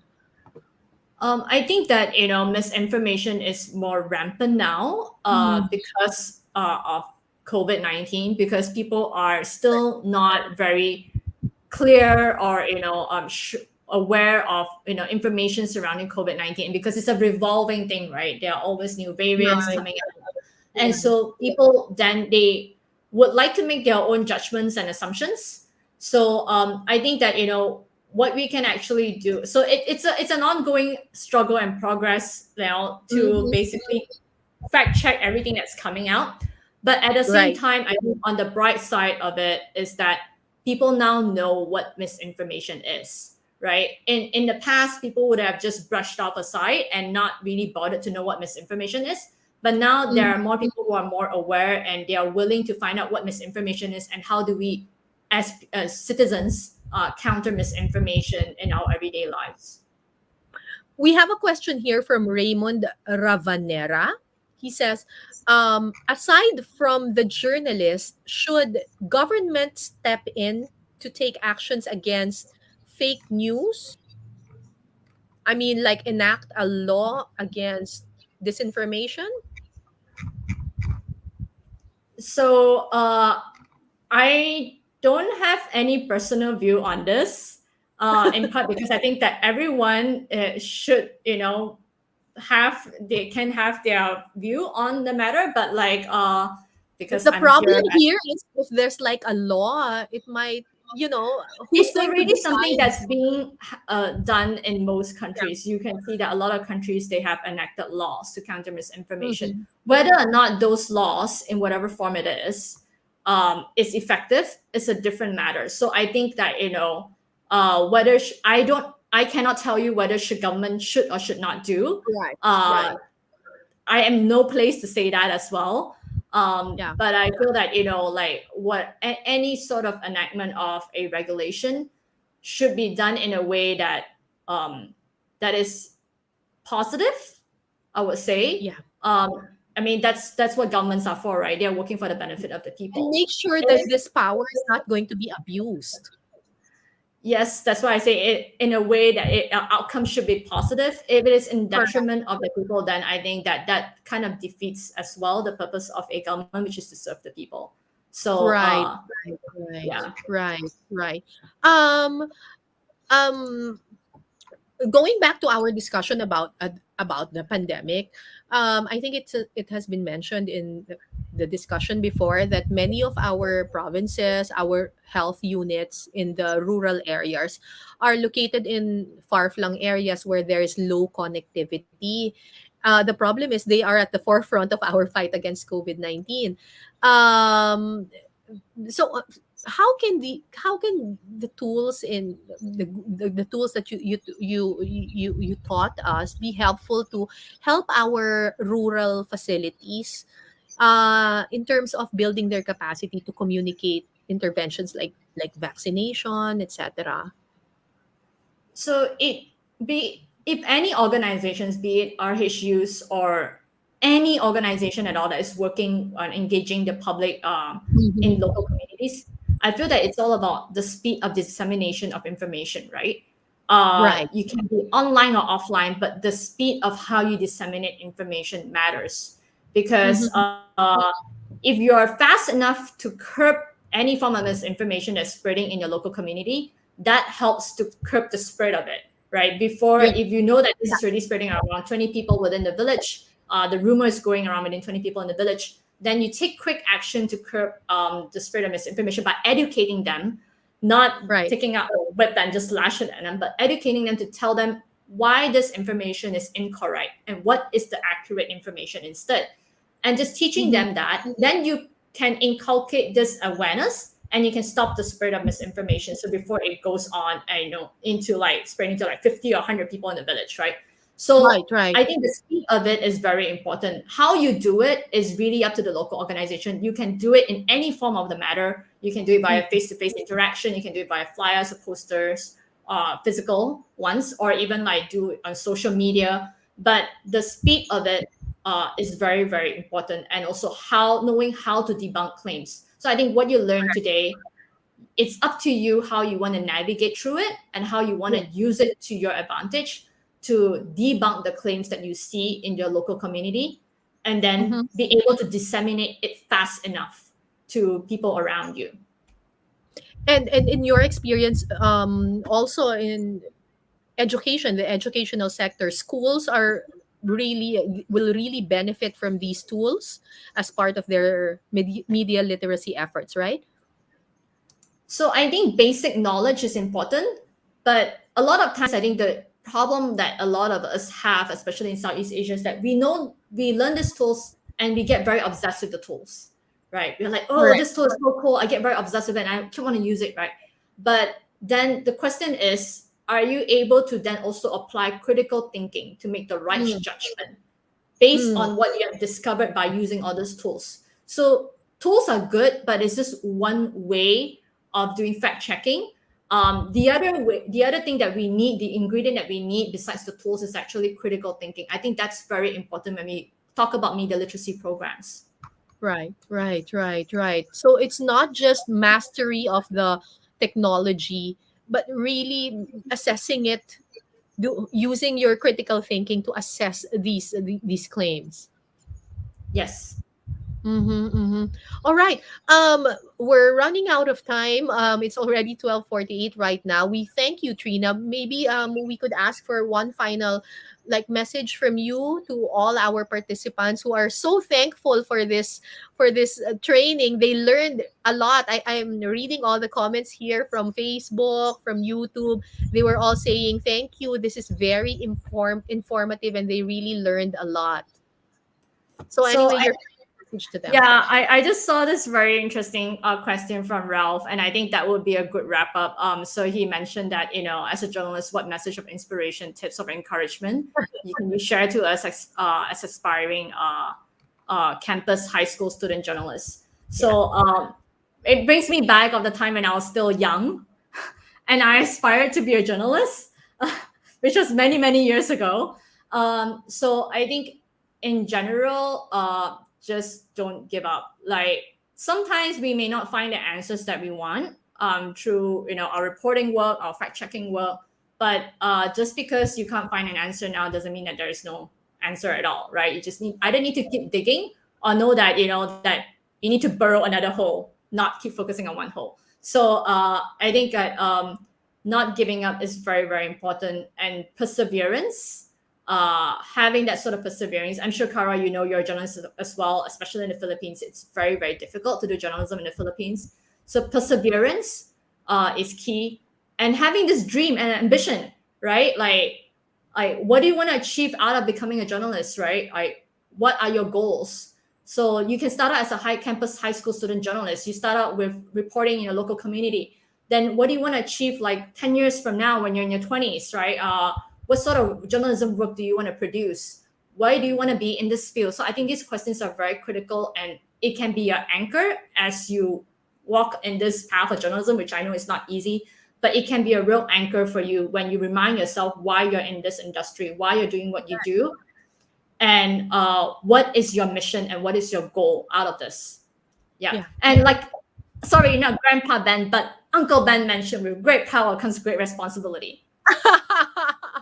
Thank you very much. Thank you, Trina, for teaching our viewers and participants the basic tools for fact checking and for leaving that very inspiring message. I'm sure many of our participants will be able to use these knowledge in their schools and in their workplace. Again, a virtual clap and thank you to Trina Leong of Google News Lab. Thank you very much.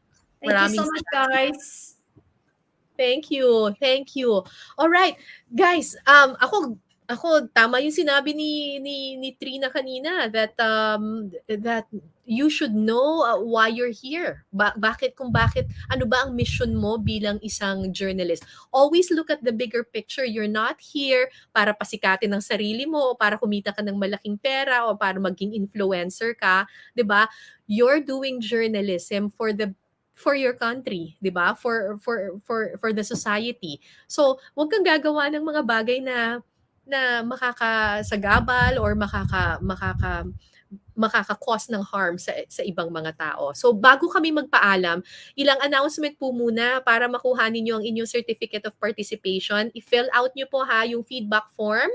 Eto na po, ipapakita na po namin sa inyo ngayon yung link at yung QR code para doon sa yan, i-fill out nyo po yan. So, i-scan nyo lang po yung QR code o kaya pumunta po kayo dyan sa link na yan para po i-fill out ninyo yung form na yan para makuha ninyo yung inyong certificate of participation.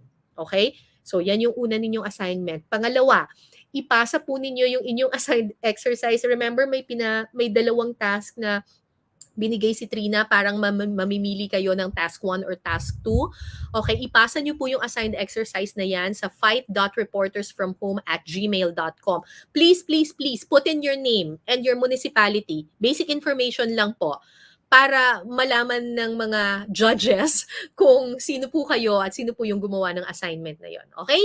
Tapos, isubmit nyo yung assignment nyo na yan kasi pagkatapos ng webinar na ito, maglulunsad yung fight sa tulong ng Google ng isang training program.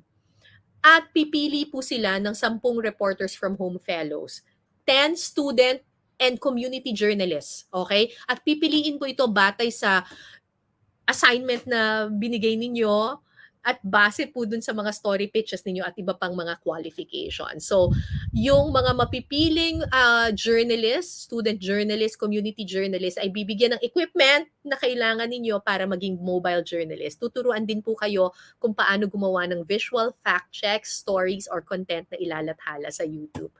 Yee! Exciting! Di ba? Exciting. Muli maraming salamat po sa inyong lahat sa pagsuporta sa webinar na ito ng Fight at ng Google. Thank you to all our speakers, our guest participants and viewers.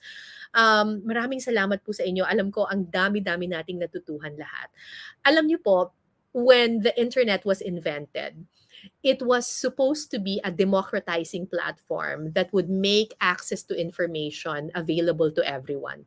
Nung panahon ko po, nung estudyante ako at nung bago akong reporter, wala pa pong internet. Ganun na po ako katanda. And access to information was really difficult. 'Di ba? Kailangan mo talagang mag-research, kailangan mo pumunta sa field. Pero ngayon, with the internet, everybody has access to information. Kung dati iilan lang yung may pagkakataong matuto, konti lang yung nakakarinig o pwedeng maging saksi sa balita. Ngayon, isang click mo lang, nandyan na yung impormasyon. Pero makalipas ang 3 dekada, 30 years, mula nang maimbento ang internet, 1983 if I'm not mistaken, nakita natin na yung mga tao ngayon, imbes na maging informed, mas marami pa ang misinformed at disinformed. It's ironic. 'Di ba? It's ironic na habang nagiging mas sophisticated yung technology, mas nagiging sophisticated din yung panlilinlang. At ngayon na nasa pandemya tayo, all the more that we need to be vigilant against disinformation. Kasi bukod po sa bakuna, bukod po sa health and safety protocols, tamang impormasyon po sa publiko ang pinakakailangan sa panahon ngayon. So, ngayon po na natuto na po kayo ng fact-checking, yung basic tools for fact-checking, please, ituro niyo po ito sa inyong pamilya, sa inyong mga kaklase, sa inyong mga estudyante, mga kaibigan, kasama sa trabaho. Let's reclaim the internet and let's make it a platform for truth and information. Kung gusto po nating masugpo itong pandemyang ito, magsisimula ito sa tamang impormasyon at sa pagpapalaganap ng katotohanan. At dito po nagtatapos ang hashtag Fight COVID-19 Fighting Vaccine Misinformation webinar that was organized by FYT and supported by Google. Maraming salamat po muli sa inyong partisipasyon at panunood. Gamitin po natin ang ating mga natutuhan ngayong araw sa paglaban sa misinformation, vaccine misinformation at pagsugpo sa COVID-19. Huwag pong kakalimutan, right information saves lives. Maraming salamat po. Fight lang ng fight. Thank you. Ingat po palagi.